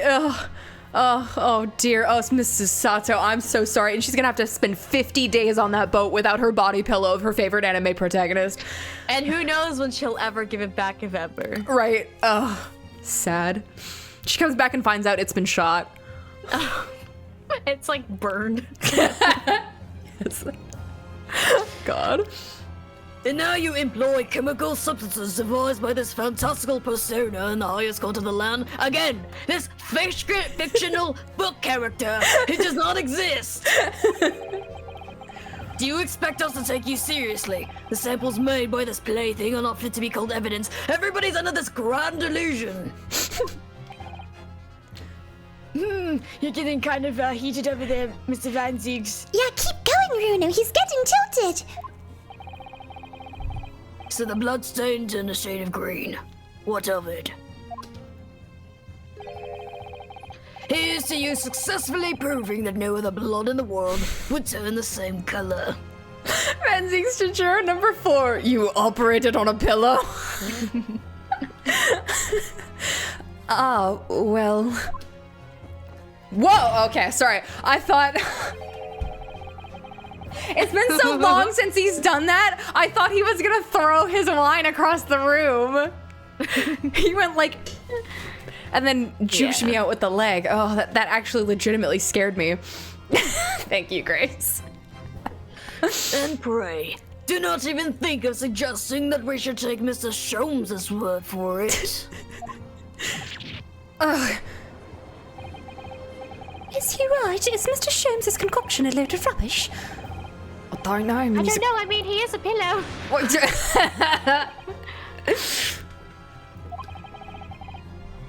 I knew it would come to this. I knew they'd find out that Mr. Sholmes wasn't real the whole time and he was just a figment of my imagination. Of course Mr. Sholmes' invention isn't going to be recognized by any official body. It's been a hallucination ever since the boat trip after I ate that drugged chicken. Yes! Any moment now Ryu's gonna wake up and Osogi's gonna be like, Ryunosuke, we're here. Come on, get up. You've been sleeping for such a long time. I thought you were the one who was dead. And Ryu's like, what? Yeah, he's like, starts crying. He's like, what? I've lived for 2 months in London. But what other choice did I have?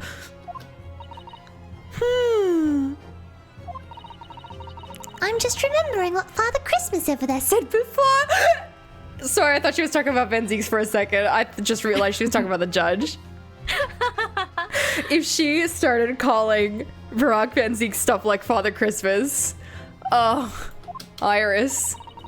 She hates his ass so bad. She's so right for it. About how he was temporarily suspending the summation examination. Ah, In other words, the examination isn't over yet, is it? Good grief! What did you just say, young girl? And in a summation examination, the prosecution has to shut up. Then the decision as to whether or not the trial continues Well, she's not wrong, but is in the hands of the 6 jurors, isn't it? I said shut up. So the way I see it, it doesn't matter what certain other people think of Hurley's invention. Certain other people. Certain other people who should be shutting up right about now. It is still the summation examination. At least, not for now. yes, she's right. young lady, you have quite the devious mind. It really just comes down to one thing. Whether these ladies and gentlemen of the jury are convinced by what you say, Runo. Is that about right, would you say? Or did I misunderstand something? Unbelievable. Mr. Sholmes' partner is a force to be reckoned with. Iris Wilson, sharpshooter.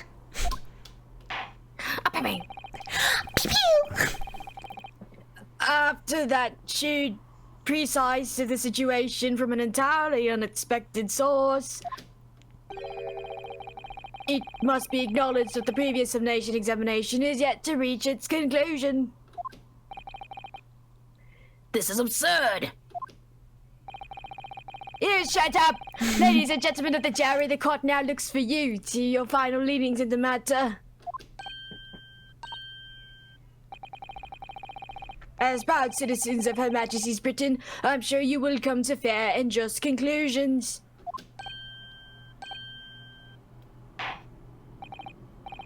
So then, state your final decisions in turn, please. Not guilty. Not guilty. Not guilty. Guilty. Guilty. Not guilty. Mr. Doctor?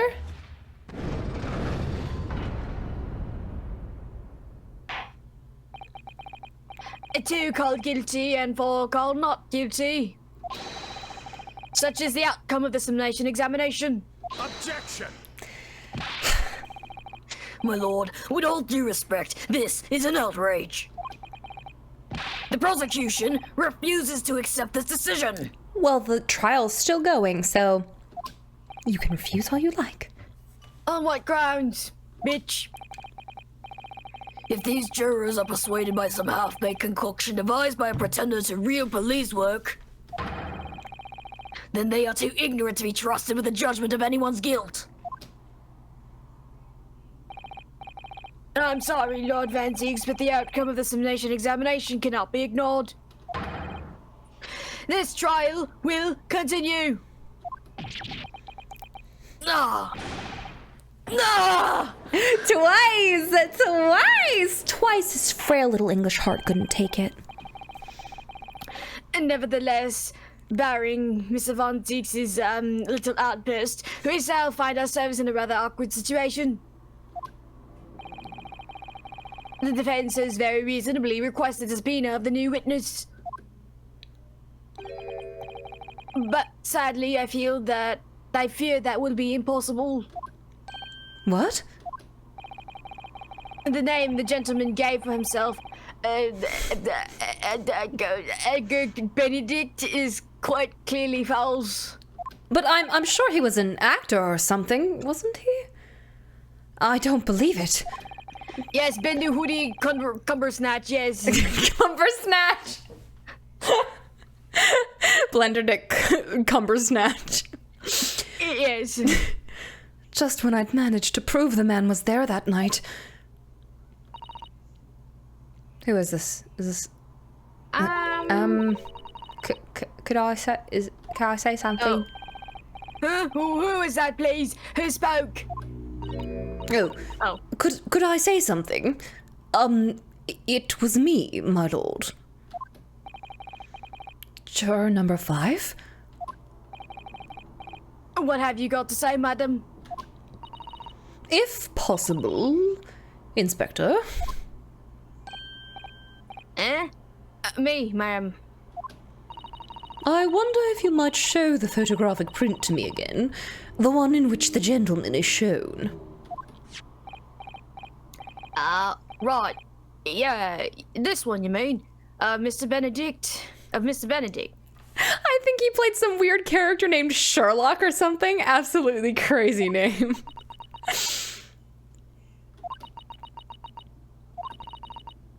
Yes. There's no doubt in my mind. Juror number 5, you don't mean to say... You know this man? They do look kind of similar. Is she gonna say that's my idiot son? Yes, I know him. What? No! Good gracious!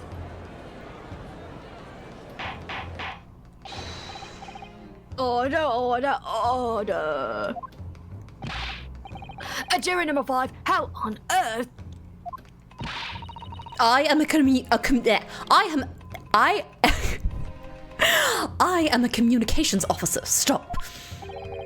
As we can clearly see, the gentleman in the photograph is... Stop. Oh, why is she blushing and... Also a communications officer. Stop. He works in my office. Stop. A very talented operator, in fact. Stop.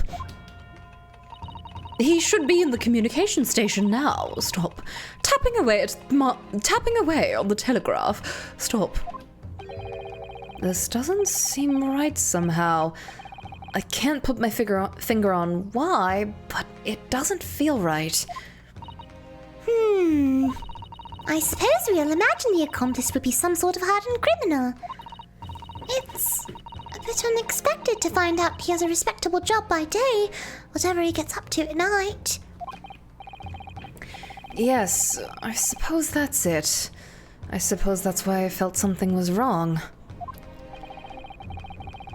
If the gentleman is at London's communication station, we should be able to subpoena him within the hour. Lord Van Zieks, if you please. Yes, my lord.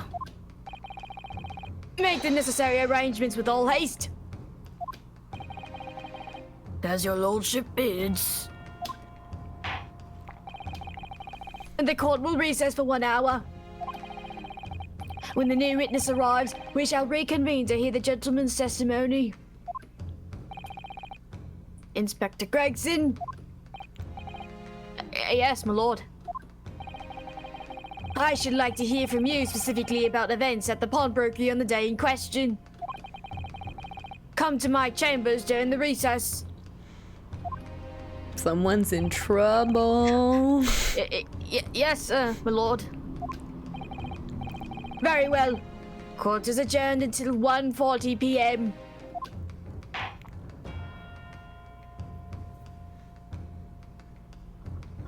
Okay. Last trial portion. Last trial portion, Tony. Oh my goodness. I will let you know, I did have an energy drink not too long ago. So I will be up regardless. So if we get close enough to the end, we could finish this case tonight. We have 1 hour and 6 minutes left. You're telling me that I could finish DGS1 right here, right now. Is that what you're telling me today? Grace, it says trial part. Oh, fucka! Oh no. Wait, hold on. Wait. Did I really fuck up? Oh my, I'm stupid. We're not finishing tonight. Grace? Grace, you buzzkill. Unbelievable. My bad. See, okay, so this is what happened. Like, because I anticipated us finishing, like, so I was like, oh, we're done with this part. So I immediately go to the next page and I sit there and wait. And then I was like, oh, time to go to the next page. I see. When I already had gone to the next page. My bad. I apologize. Yaruhodo. So perhaps 2 more streams. Yeah, okay. 2 more streams, like after this one? I mean, like, depending on how far we get with this one Okay. and the next week. Turbo 20, here we go. Oh, okay. Let me set the timer. Okay, burger's hard. Burger's hard. Burger's hard.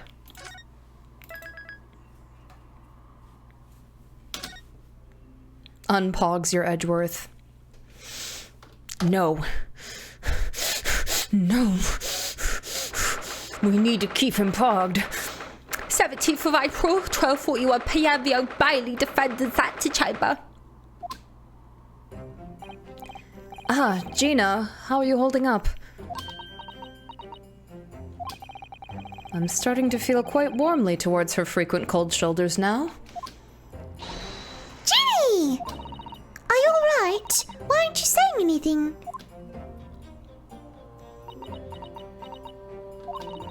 What's the point, eh? I go to all this trouble and fight so hard for the likes of me. What? Well, you saw it. That picture. What picture? Ah, you mean this? The photograph taken by Hurley's red-handed recorder?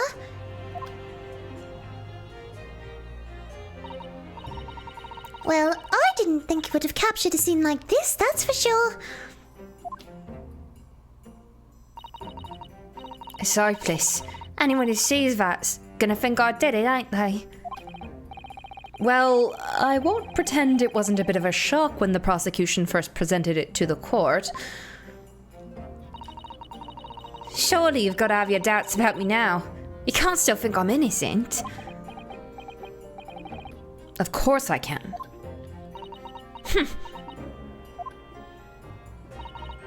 Ginny, why don't you talk to us? Tell us what really happened that night. Runa's cleverly managed to piece together a lot of new information, but still, we'd really like to hear it from you.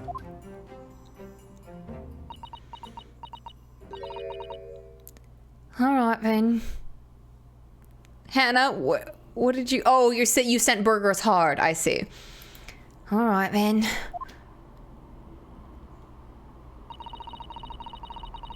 It was after we'd had dinner that night.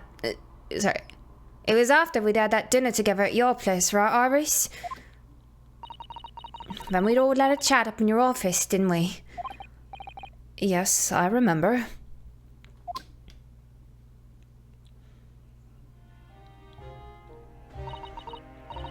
After that, I just couldn't get to sleep. So I slipped out and went down the street to 2-on-1. To the 2-to-1. To Winterbank's place. I had to know. If Iris's story was there or not. The hands of the Baskervilles. I don't know what it's about, nothing. But if you ask me, there's something in that show... Sorry. But if you ask me, there's something in it that Sholmes don't like. Something what you don't want people reading. So that's why I lied to Iris about sticking it... So that's why I lied to Iris about sticking it in love with Winterbank for safekeeping. At least, that's what I thought at the time. So you broke into Winterbank's? I just had to know if it was there or not. I mean, I had no idea all that was gonna kick off, did I?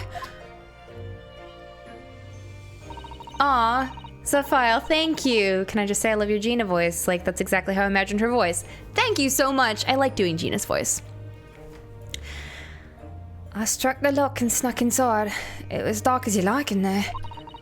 So I gave the oil lamp on the counter a bit of a wick. And that's when... What do you think you're doing? Ah! I nearly died, I did.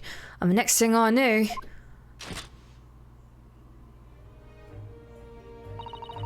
I grabbed the gun off the counter and was waving it in the air like... I don't know what. Thank you, Lori Run. That's very sweet of you. You're the young girl who was in... Sorry, I'm doing my drama number 5 voice. You're the young girl who was in here this afternoon. I didn't think pickpockets went in for armed robbery. Zafil, okay. I will remember this.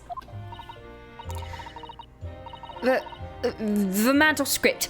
Have you got it? Have you got it here? Did Sholmes leave a load of papers with you? A story? I beg your pardon? The under the... something or other. If it's here, I want to see it. I'm sorry, young lady, but I'd sooner die than relinquish an article belonging to one of my customers. I don't want it. What would I do with it anyway? I just want to see it's here, that's all. Oh, you want to see it, do you?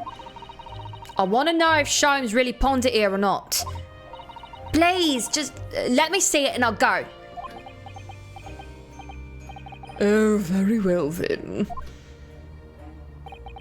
But for pity's sake, stop waving my gun around, would you?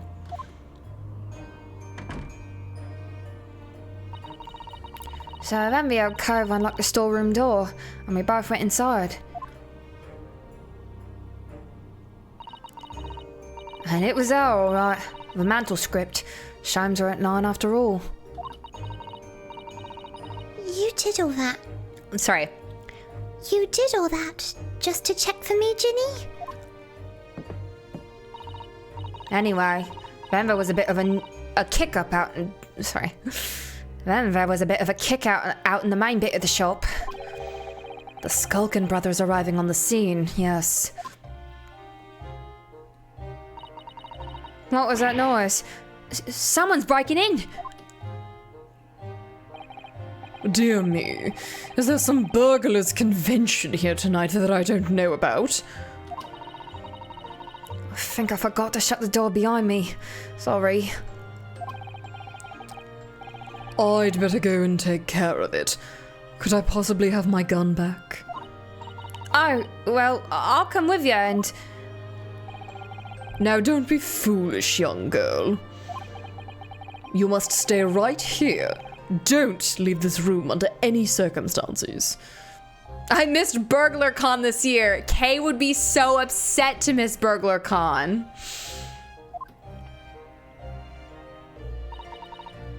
And with that, he took the gun out my hands and walked back out into the shop. I hung back in the storeroom like he said, straining my ears in the dark to hear what was going on. It sounded like they got into a bit of a scrap. I started to think I should help see. So I was just about to go to the storeroom myself when... 2 bangs. I heard a couple of shots go off. 2, I think. Almost at the same time. And then there he was, right at my feet, lying face down on the floor. I was right next to the storeroom door, so I slammed it shut and locked it up quick as you like. Because you thought whoever had shot Mr. Winterbank might come for you? Yeah, there was the joke in investigations about a thief convention set as a trap by the police. Okay. Wasn't that in Inherited Turnabout? Like when they're investigating the mansion?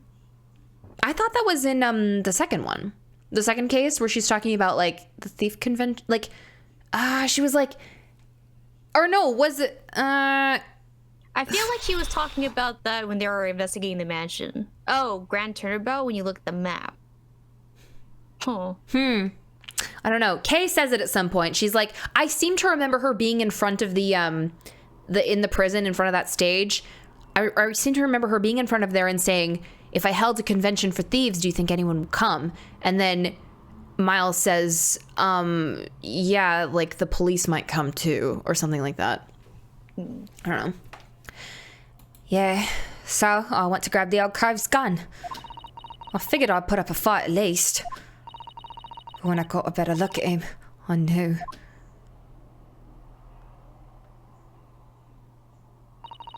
Winterbank was a goner.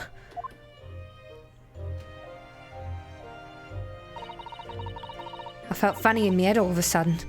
Kinda dizzy. And after that, I don't remember nothing. Oh, so she like saw it. I mean, she's like 15. Of course she's gonna like faint if she sees someone get shot in front of her. That must be when you passed out, Gina. Can you check her age? Oops, no, that's not what I want. Court record. She's 18? I thought she was like 15. She's 17 right now. Hold on, people. Okay, she's 17. 17. 10.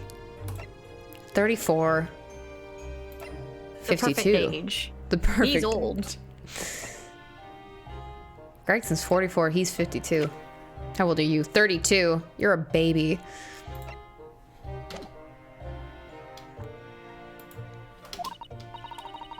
If I hadn't done what I done, the old cove might still be alive. Did you tell the police everything you just told us? Of course it did! But they didn't believe a word of it, did they? All they said was, if I keep telling lies, it'd make things even worse for me. It'll be alright, Ginny. Don't worry. Just stay strong for a little longer. Runa's about to pull the real culprit through the mill. That cove was... I'm sorry. That cove that was there in the afternoon? That Agate Benedict?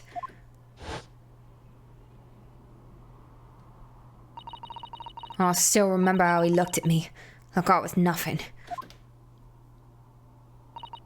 He was there that night. Oh, so there's two thief convention. Yeah, I remember you have some trophies too, Mr. Edgeworth. I would love to have some too. If only there were a contest for thieves. How about it, Mr. Edgeworth? We could hold one at the prosecutor's office. I don't mind you holding a contest, but all the participants would be arrested. And then at the Sunshine Coliseum, it's a place where all sorts of special events are held. I've always wanted to go to the World Thief Expo, but it was canceled this year. I heard that it's a huge event where all the greatest thieves from around the world gather. But last year, everyone who went got arrested. Turns out it was just a trap set up by the police to catch the thieves. And even knowing that, you still want to go? Gosh, I miss them so bad. I miss them. I miss them so much. When will Edgeworth and Kay return from the war? I miss them. If you haven't played Investigations, you gotta play Investigations. And if you don't like the first game, I mean, I wouldn't understand why. I do like the first game, but if you don't like the first game, the second game is top-notch. So give it a chance. We don't know his real name yet, but I'm convinced that he's involved somehow. Anyway, thank you for telling us what happened, Gina. I appreciate your honesty. You said how to play Investigations? Get an emulator. Yeah. If you don't have an emulator, just download it. Download Very easy. Desmumi. You what? And if you have a smartphone, you can buy it on the store, like Not the second app one. store. The first one you can buy on the App Store. The second one, you gotta get the emulator.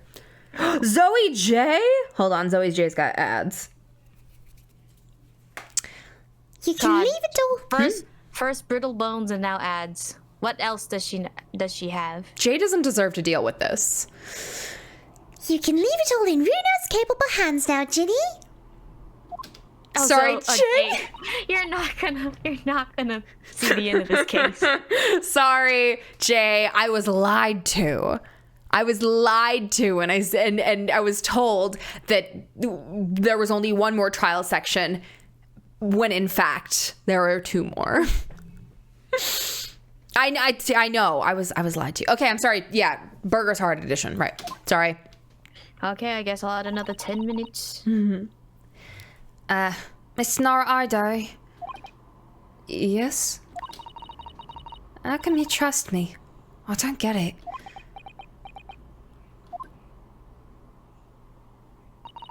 I mean, have you forgotten what happened here before? Come on, it was only 2 months ago. Me and McGilded, we told you a whole pack of lies. And you got the bog trotter off with him. Sorry. And you got the bog trotter off with him. Even though he was the killer. No, I could never forget that. Oh. Ooh. I did what I thought was best at the time. But the pain of that error of judgment doesn't get any easier to bear. Still, don't forget that I also made you a promise. I told you that I'd be on your side to the bitter end, no matter what. But what if I'm lying? You could be working hard to... Sorry. You could be working to get another killer off the ball, you know? I was once in your position, Gina. I was the accused in a trial. Am I gonna have to... You were? Before I left Japan, I was accused of murder. And strange as it might sound, the circumstances of the crime were pretty damning. I was sure that no one would believe it... I was sure that no one would believe it wasn't me who'd done it. Oh, Runo.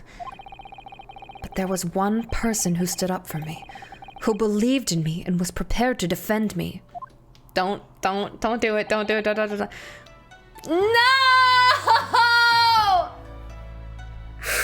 Nocturne!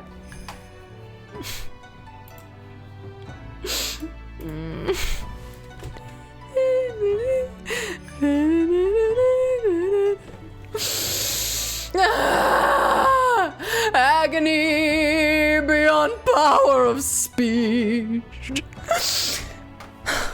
My best friend.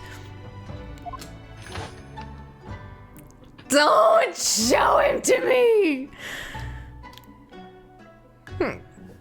Naruhodo, no one believes in you more than I do. I know, man. I know.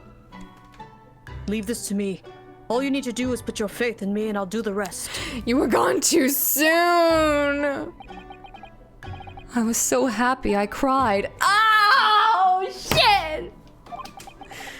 But even then, somewhere inside me, I couldn't help thinking. Surely, he doesn't really believe in me. Not completely. But, no! I was wrong. No! As soon as my trial began, it was obvious. He is looking good, handsome. Jay, I need you to please go kiss Asogi for me.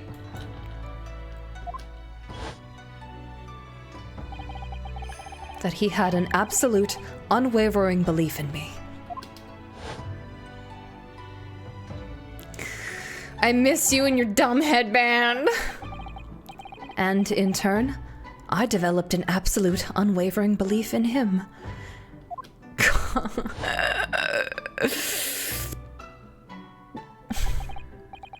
Since then, I came to realize, if you want someone to believe in you, you have to believe in the other person first.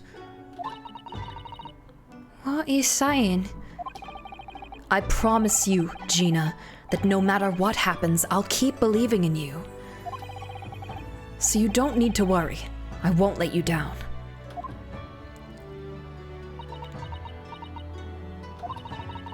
Even though I'm a diver and a no good liar. You're not like me, Gilded. I know that. Eh? That's right! You're our friend, Ginny! Iris? We know you better than you think. And we've come to the conclusion that you're someone we can trust. Sorry, I said I'd remember how to say your name, but I can't remember. I think you said Zafeel. Yeah. We played the Yeah. They made me play the escapade right before we played Case 2, and it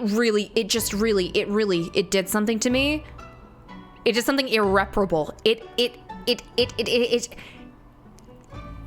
irreversibly changed my brain chemistry. For the worse. Yes! That's really all we need to know. If that escapade doesn't rewire you a little bit, it did. Shutakumi's brain unparalleled. Exactly. Mr. Narardo,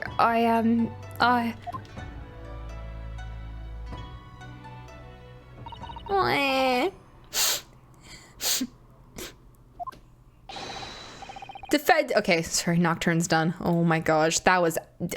Every time they play it, I'm like. It hurts in here. Defendant Gina Lestrade, her legal representative. Court proceedings are about to resume. Please enter the courtroom immediately. Yes, of course. Thank you.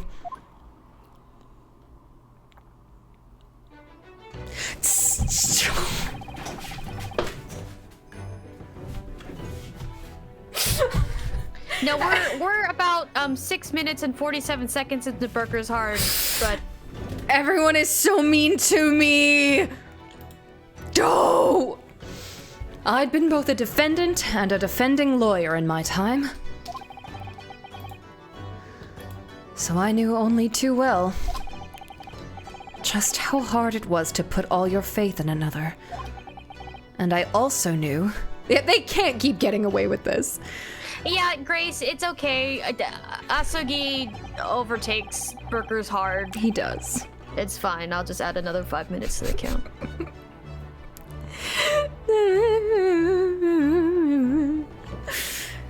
Just how hard it was to bear the burden of another putting all their faith in you. Listening to this song with the good headphones breaks a person. This is it at last. The final chapter. The final battle. Or maybe the second last. We still have 2 trial portions. Wish me luck, Sasato-san. And I hope you're watching over me too, partner. Stop it! Oh, fuck this game. Can I finally take the filter off? Oh my god. Set 6th of April, 1:41 p.m. via Bailey Courtroom. Burger's Hard is supposed to make Tony play the game. I hereby call this court to order as we resume the trial of Miss Gina Lestrade. Lord Van Zeeks, have you successfully subpoenaed the witness? The subpoena was delivered to the communication station where the man works immediately, my lord. However, the heavy rain has delayed the arrival of his carriage, it would seem. I see. And then let us turn our attention to Inspector Gregson's preside of the case heard by the court this morning. The glaring omission of the third bullet in your report is a serious blunder, Inspector. I can only apologize, my lord. And although the defense's chemical analysis of the blood at the scene makes for a compelling argument, I cannot permit such untried methods to be used as evidence in my courtroom. It's a big mistake to cross Hurley and me. A very big mistake. Tracy, yeah, I don't care. My lord, the subpoena witness has just arrived at the building. Thank you, officer. Show him to the stand without delay. Mr. Eggert Benedict. I didn't expect to be crossing paths with him again so soon, and certainly not like this.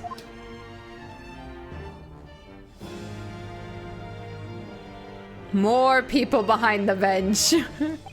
They just keep extending the witness stand. Like, I'm certain it wasn't that big to begin with. Thank you for complying with the court subpoena at such short notice, sir. But of course, my lord, as an upstanding member of London society, it is my pleasure to oblige. And now kindly state your name and occupation for the record. Ashley Graydon, Communications Officer. Mr. Graydon and I both work at London's Central Communications Station. Now, perhaps somebody would kindly explain what all this is about. You were apprised of the situation by the court officer on your way here, I presume? Yes, I was. Something to do with the murder that took place at the pawnbrokers on Baker Street. And some nonsense about me having been there on the night in question. That is the accusation indeed. This really is beyond a joke, you know. Very well, without further delay, the court will hear your testimony now, Mr. Graydon. You will respond to the accusation made against you under oath.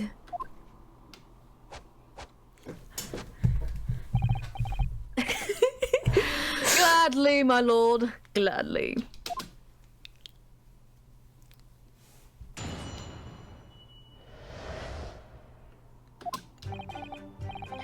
Naturally, I have occasion to make use of pawnbroking services from time to time.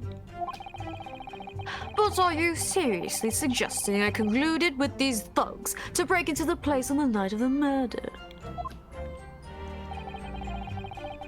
I have no intention of admitting to such an outrageous accusation. Even if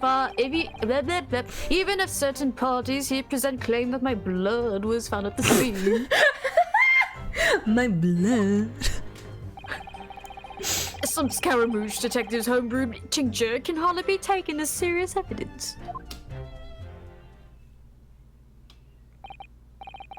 So, you deny the accusation completely, do you? I must say, I am dismayed. For the highest court in the land has to be swayed by this self-professed detective's toy. It was the will of the jury, and our great British justice system demands that the jury's will be upheld. Then it would seem we have the misfortune of the most inept assembly of jurors to date. By golly! How long am I expected to be detained here? If following the defense's cross-examination your involvement in this matter has not been established, you will be free to leave immediately. Wiggle your way out of the courtroom. How much time do we have left on the Burger's Hard timer? Oh, we're about like a minute. Damn it. Okay. Here, I'll release you a minute early. Okay. I just like the Graydon saying blood while doing the little wiggle. Just like if my blood was found at the crime scene. Okay, Good. carry on. Then I shall be away in time for afternoon tea. Some small consolation at least. Let us not hold up Mr. Graydon any longer than necessary, Council. Proceed with the cross-examination. Ramen RM, nice. I'm glad you're getting inspiration. So, we meet again, Mr. Eggert Benedict. Or is it Mr. Graydon?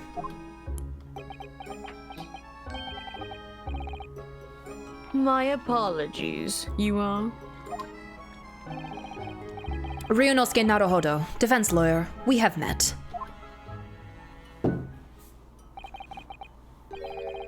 If you say so. Ashley Graydon, enchanté. So.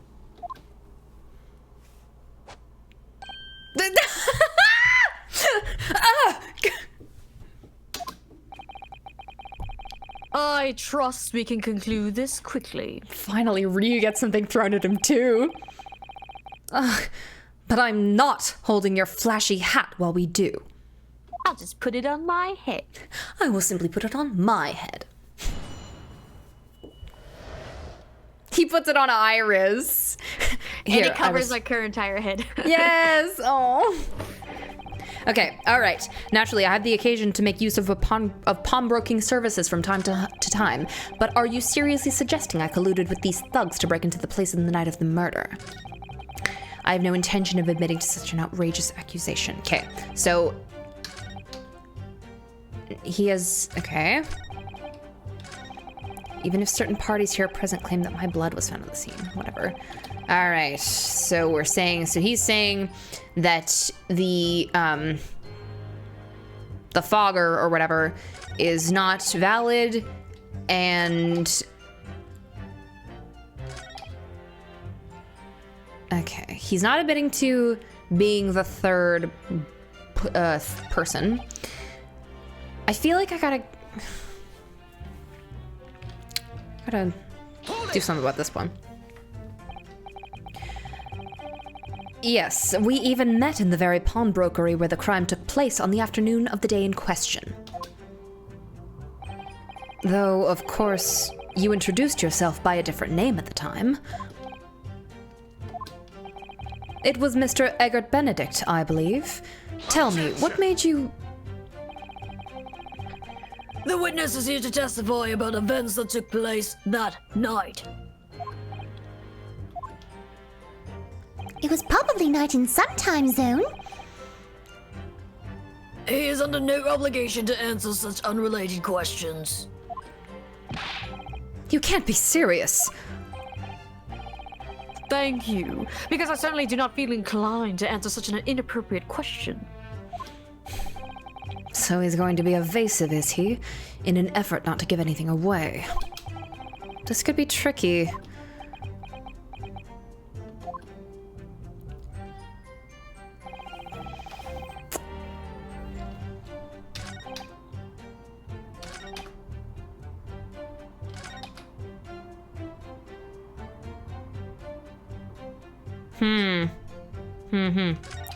Well,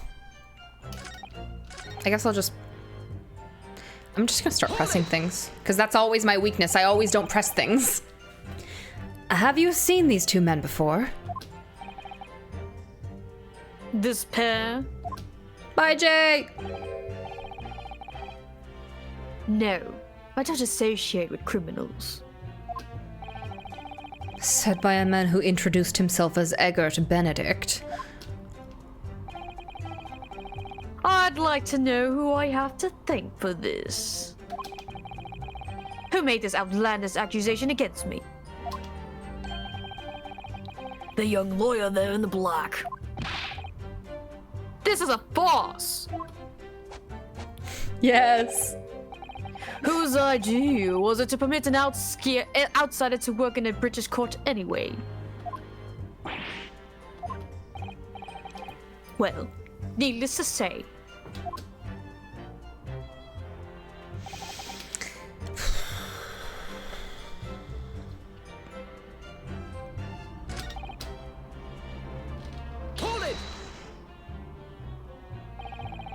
Blood was found at the scene of the crime. There's no question of that.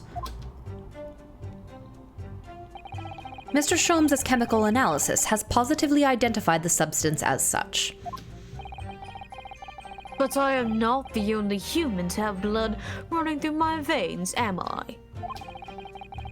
How can you be so sure that the blood is mine? The blood is mine. Blood is mine. It could equally be the blood of one of these two miscreants. Thank you, Hannah. Every individual's blood has a slightly different composition, it seems. Mr. Sholmes' chemical is... Spare me the science lesson. Who is this Sholmes character anyway? He's the protagonist of my book. Oh, I assumed all Londoners would know the name. He's a renowned detective.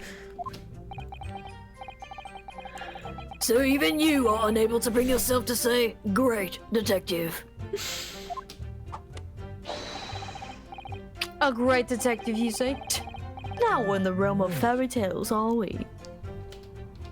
Hi. Hello? Excuse me. Excuse me. Excuse me. Excuse me. I do like the way he sounds when he says it. I love it so much. I think it's my favorite voice clip of his. Yeah, like his voice is like a little deeper. It fits more of what I believe like Naruhodo to sound like. Because his objection and his like yes, it's too like it's too high. It's too high and peppy. Yeah. Yeah. Yeah. But yeah, the like, excuse me. It's so good. Yeah. Do you have something to say about that, Mr. Skulkin?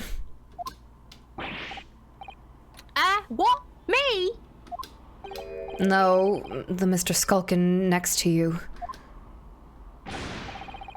Right, I've had it up to here with this. How many times have I gotta tell ya? Yes, I know you're not Big Bruv Skulky. Mr. Nash Skulkin. Cool, blimey, Governor, you what? Is it not the case that when Mr. Graydon just spoke, a thought went through your mind? Would you care to share that thought with the court? Me thoughts? I don't have none of them. It must have been him. You what? Mr. Nash Skulkin, answer the question, please. You sound so much like Sophia Nygaard when you say excuse me. I don't know that I remember what Sophia Nygaard's voice sounds like just off the cuff. I'll have to look that up later. What went through your mind when Mr. Graydon just spoke? Nothing. Honest, Gov, nothing. I was just thinking. If he waves his arm around like that much more, it'll open up the wound again, that's all. What wound? Well, he took the bullet, of course. It was only 2 days ago. It ain't gonna be healed up yet. So I was, well, you know, I was worrying for him. I'm a good bro. Come on. Oh, that was bells. Mr. Graydon, did you hear that? Haha. What? Your comrade is worried about you, it seems.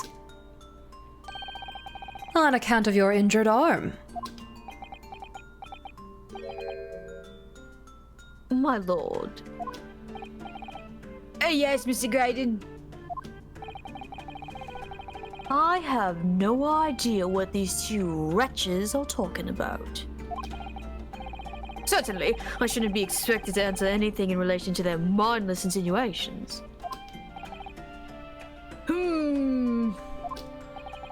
We know that someone other than the victim was hit by a bullet at the scene of the crime 2 nights ago. And from the height of the bullet hole in the wall, that person was likely hit in the upper arm or thereabouts. Perhaps you'd allow a court official to examine your arm, sir, or shall I get the metal detector? The left arm that you're currently clasping with your right hand, as if in pain. Me at the alligator. No, I refuse. You have shown no evidence whatsoever that links me to these common thieves. Accordingly, I am not obliged to permit any such invasion of my privacy. Yeah, okay, Von Karma. You alright? As I've already said, I'm completely uninvolved in all of this. I've never had anything to do with the pawnbrokery where this fellow was killed whatsoever. I take offense at the insinuation that I was in any way involved.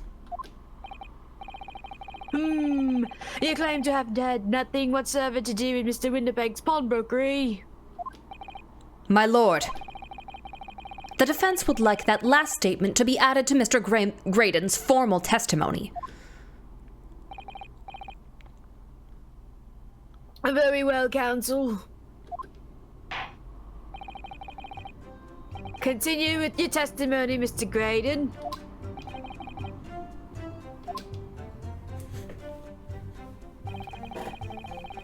The bottom line is I've never had anything to do with the pawnbrokering establishment where the man was killed. All right. I feel like we need to present something about him having the ticket. A redemption ticket.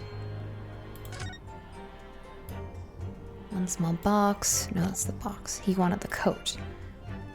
Owned by the victim. Okay. The blood on it has been identified as Mr. Mason's, but he had this. We need to prove that he was there. Okay, good night, Lori Run. See you next time.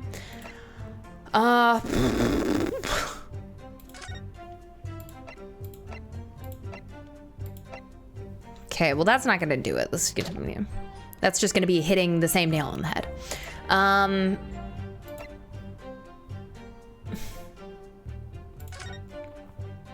We need something to prove that he was trying to get this coat from Gina.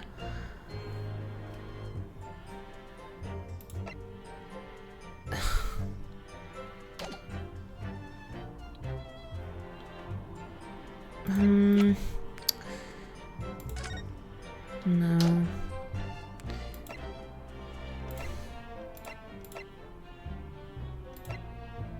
Oh wait, but okay. I've never had anything where's that photo that we just had? The identification photo of him. Oh, like, cause he's in. I've never had anything to do with the pawnbroking establishment where the man was killed. Well, wouldn't it just be so? Hold on. Well, we can't prove that it's his blood. It's so convenient. But Gregson can attest to the fact that he was there. My God.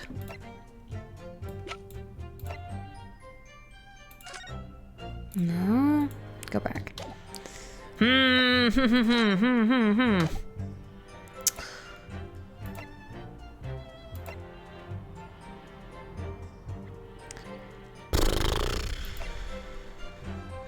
Single bullet wound.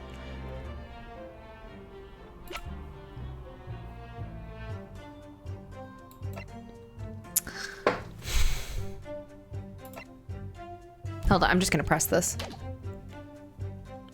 Hold it! Never had anything to do with it? You forget that I was there, Mr. Graydon, on the very afternoon of the incident. Obviously, I'm not a complete stranger to the pawnbrokers. I'm currently on the lookout for an armchair to furnish my study. Objection! I mean, a Robot Safari, I've had plenty of help from Jet. I mean, not exactly giving me answers, but helping me along my way. No, you were there to redeem an article. I have no idea what you're talking No, about. no, no, No, not autoplay. No, stop, turn off. Okay.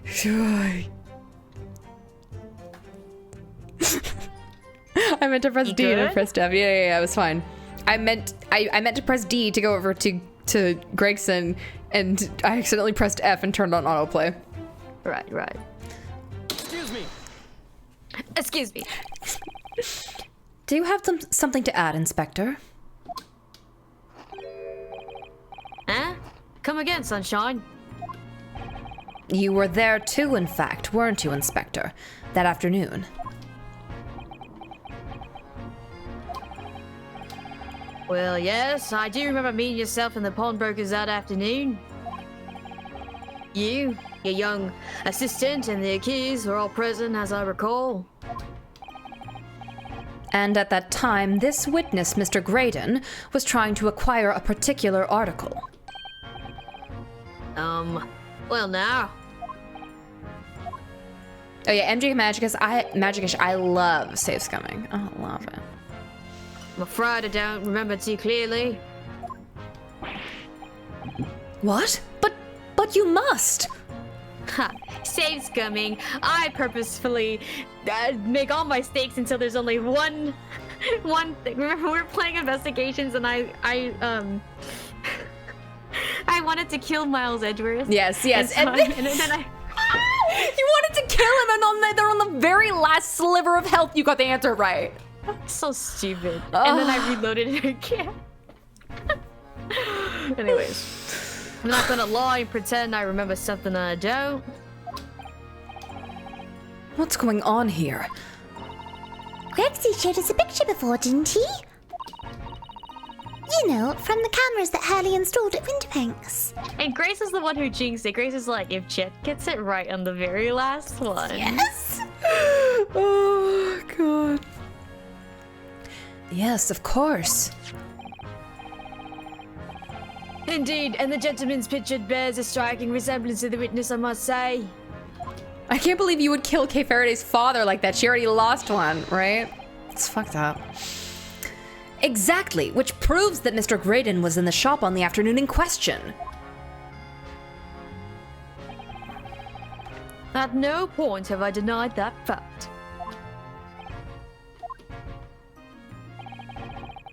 I merely entered the shop to peruse the articles on sale and have a word with the broker. Nothing more.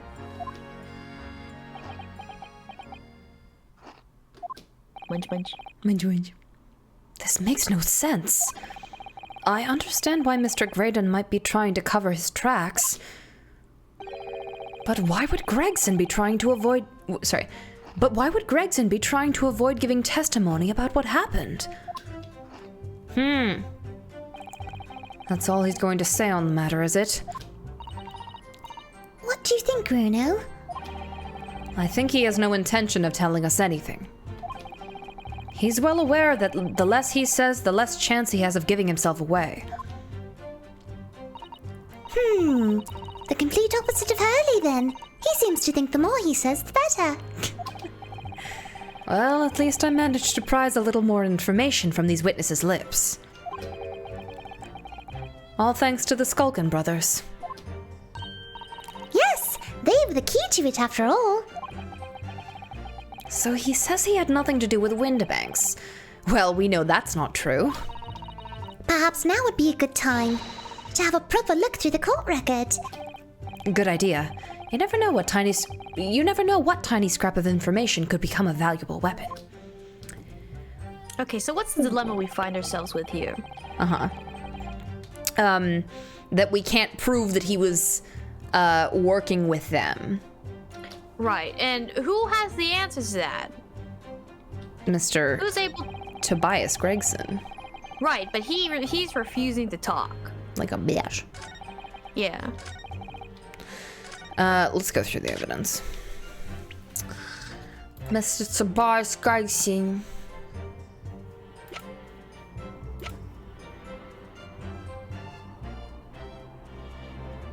I mean, Gregson took this.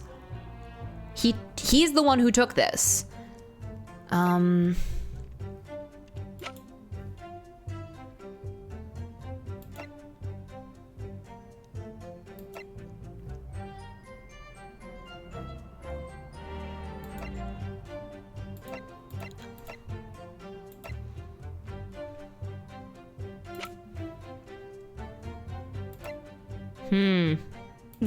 So it was something Iris said that would give you a little clue Okay. to sort of what you need to do. she said, you know, like the less. So I need to make Gregson talk, because she's Right. like, the head. He seems to think the less he says, the more he says, the better. Yeah. Hold on. So yeah, there. Let's just go back to what Iris said.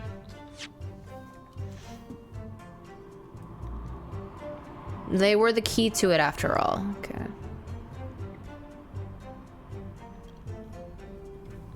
The Skulkin brothers were the key.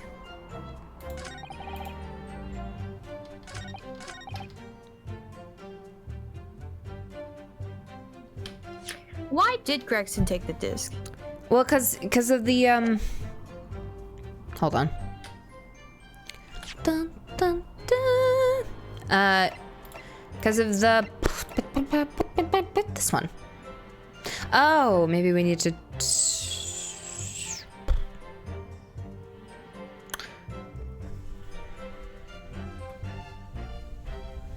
So, when you opened up history, go back to your history. Okay. And let's see.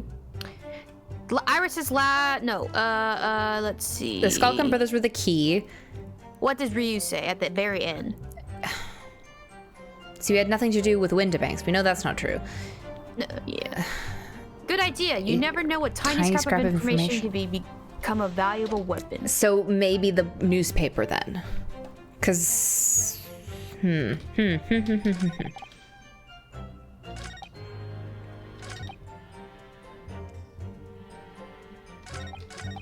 I'm gonna try it on the... Because the half the battle is finding the statement. I'm gonna... Hey, what if I just save scummed? Oh my gosh. Oh my gosh, what if I saved my game?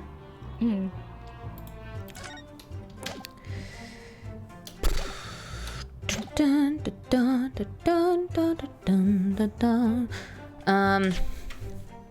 dun. This is a long shot, but let's try it. Objection. Certainly not. There's clearly something odd about the last statement. There's not, Ryu. There isn't. There surely is not. What one did I just do? This one.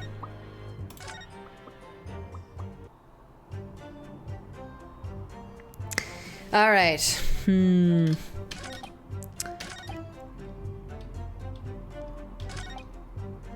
Huh. Okay. Okay.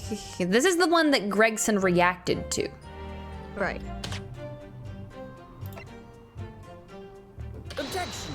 No. So you're getting somewhere. Am I? I'll tell you that. Okay. Dun, dun, dun.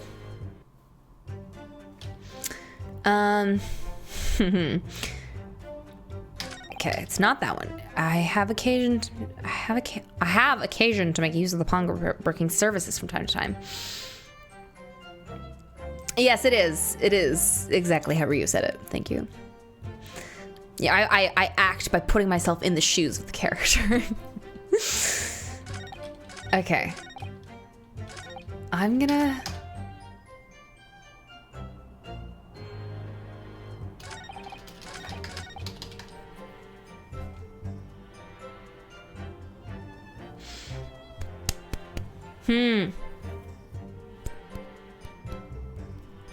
I'm just gonna try. I'm gonna end up trying it on every statement, aren't I?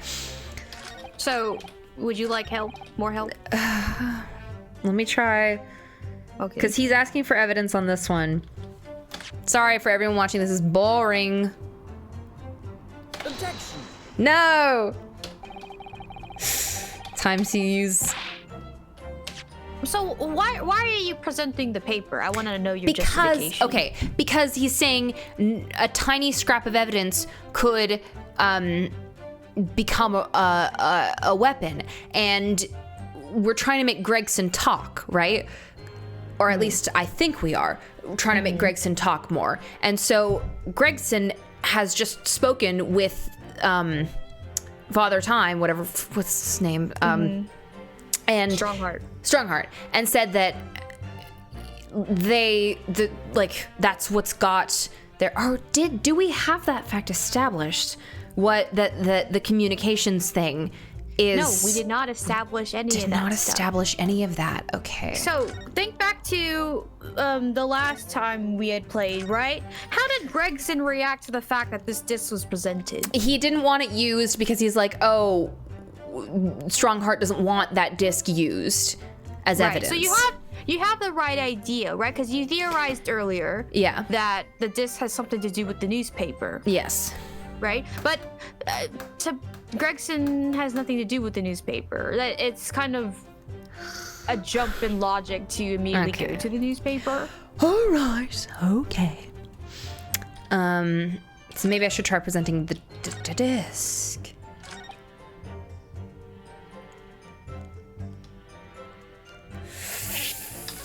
Oh, I just don't know what. Oh, yeah.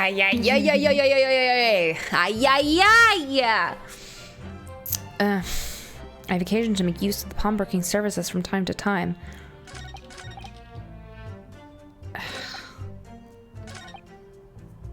Okay, I'm gonna try. We're gonna try this. Oops. Nope, that's not the present button. Objection. Yes! Okay. All right. There you go. Okay, here we go. Have you ever seen this disc? Blech. Have you ever seen this disc before, Mr. Graydon?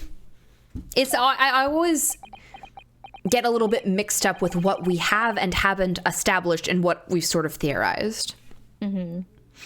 So the thing that I've noticed is that you get fixated in one thing, and then you try to apply it, and like, you know, in theory it makes sense, you know. Yeah. But it's the matter of like what the character, because this game is really heavy-handed in pointing you in the right direction. Is it? Like I okay, you know, it might not be as obvious, but to me it is, because you know how every time you finish pressing all the statements and then it goes into Naruhodo and Iris, you know, going through their little dialogue. So if we remember Gregson, he was like, he refuses to talk. He's like, I don't remember that guy being there, right? And then Iris is like, well, let's make him talk. And Ryu's like, there's something I have that any piece of evidence can be used as a weapon, right? And, you know, it's a matter of thinking back onto how these characters reacted to certain statements. Because, you know, I mean, it's hard because it was a week ago, but Gregson was like, why do you have that disc? Yes. You know, so it's the matter of just kind of remembering how characters react to certain statements and stuff. That's how DGS plays, in my opinion. Yeah. All right. I will try to keep that in mind. Thank you. You have to perceive people more. I don't want to perceive. Yes, you do. I'll make you. I want to perceive. Sorry, did you say this? Why? Is it supposed to mean something? This disc was, until the day of his murder, in pawn in Mr. Windibank's shop. It was redeemed by the defendant, Miss Gina Lestrade, that afternoon. However, somebody mysteriously appeared to try to take it from her. And that somebody was you, of course. Wasn't it, Mr. Graydon? As I have reiterated numerous times now, you are mistaken. That was not me. I've never seen that disc before in my life. It may have escaped your notice, but there was a small smear of blood on the disc. See, and that's what kind of steered me away from the disc as well, because he keeps saying, he's like, we presented the disc before, and he's like, well, how do you know that's my blood? And so now I'm like, okay, that piece of evidence is useless. Yeah, I get that. So. But it's because, like, that's why they go to Gregson. Because they're like, Gregson can prove, you know, Gregson can prove that he was there, but Gregson's like, no, I don't remember anything. But if we present the disc to him, he has to say it, you know? Right. It's like, sorry. I see. Yes. Yes, resulting from the abrasion of the thumb, perhaps. That's right. The surface of the disc is covered in hundreds of tiny metal bumps. In the skirmish to acquire the disc, the thumb of the person who tried to take it suffered minor lacerations.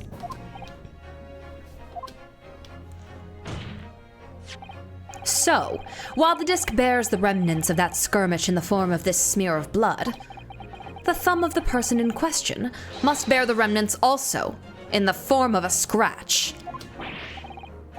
Good gracious, indeed it must. Mr. Graydon, you refused to allow a court officer to examine your arm before. Are you now going to refuse to examine...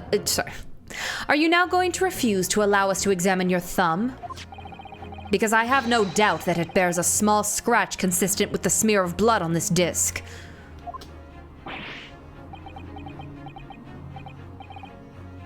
Well, well. It would seem I underestimated you. What is the meaning of this? So you admit it now. You admit you have a scratch on your thumb from when you attempted to take the disc from the defendant. He is holding it behind his back. Order, order. Well, Mr. Graydon. It would appear there has been something of a misunderstanding here. I did not attempt to take the disc, as you put it. No, quite the reverse. What are you trying to say? I mean, Gina did try to take it from him. It really was quite simple, you see. The disc was mine from the outset. Is there some crime in taking an item that you own out of pawn? What? It would seem, Mr. Graydon, that in this piece of evidence, my learned friend has established a link between yourself and the incident. Accordingly, you will tell the court everything you know about this disc now. As you wish. Though I'm quite sure it has nothing whatsoever to do with the pawnbroker's murder.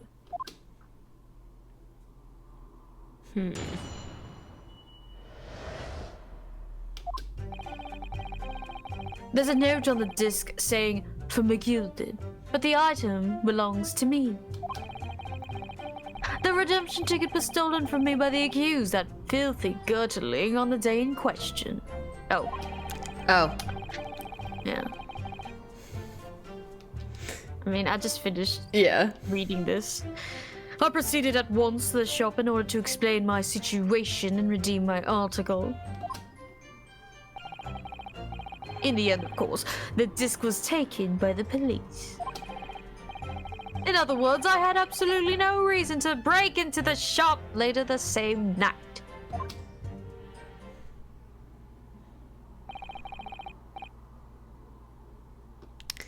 Okay. There? This this good? I mean, part of me wants to keep going because it's like, I want to be able to finish it next time. Is a thing? So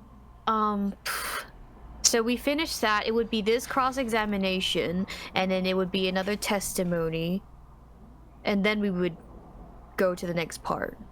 Yeah.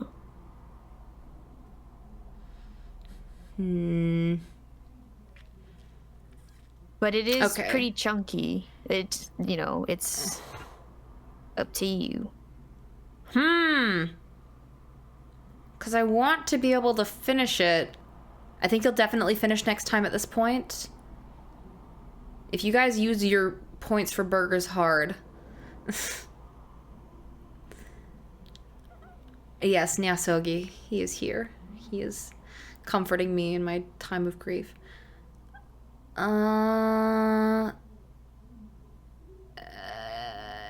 You don't know if I'll be able to finish next time? Yeah, that's okay, Hannah. You're fine.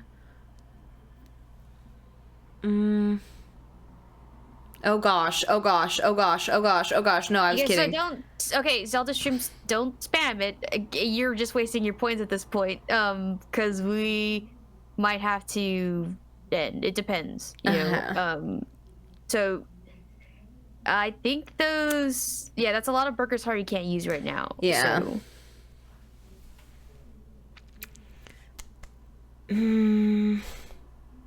Maybe if we... You can defs finish next time if you stopped here. Okay, we'll stop here and then I'll try to be ready on time next time. And it's chunky, but there's a lot of big dialogue chunks left. Well, okay, so we might have to do an extra hour next time, if that's the case. Yeah, I think next week it would definitely be the case of like playing for an extra hour. Yeah. Just to, because like it would be the end of the case technically, and there's Yeah. a lot of stuff. You know, There's always so. like an hour of extra dialogue after the case. Yeah. Okay.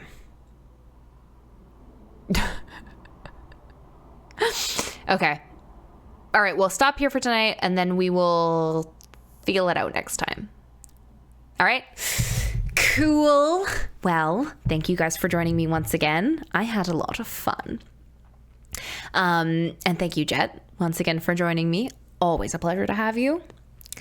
Always a pleasure to be here. And yeah, good night, everyone. Once again, Spirit of Justice on Saturdays. We're going through, I don't even know if we're just in the first trial portion of case 3 of Spirit of Justice. So that's on Saturday. And then I'm glad you popped up in my recommended channels. I had fun tonight. Well, I'm glad I did too. Thank you for sticking around. And then, yeah, next week, hopefully we will finish this game. I will try, we might even, we'll try to keep the chit chat to a minimum and we might have to go for an extra hour. So get some sleep. But yeah, had so much fun tonight. And I will see you guys all whenever I see you next. Goodbye. Good night.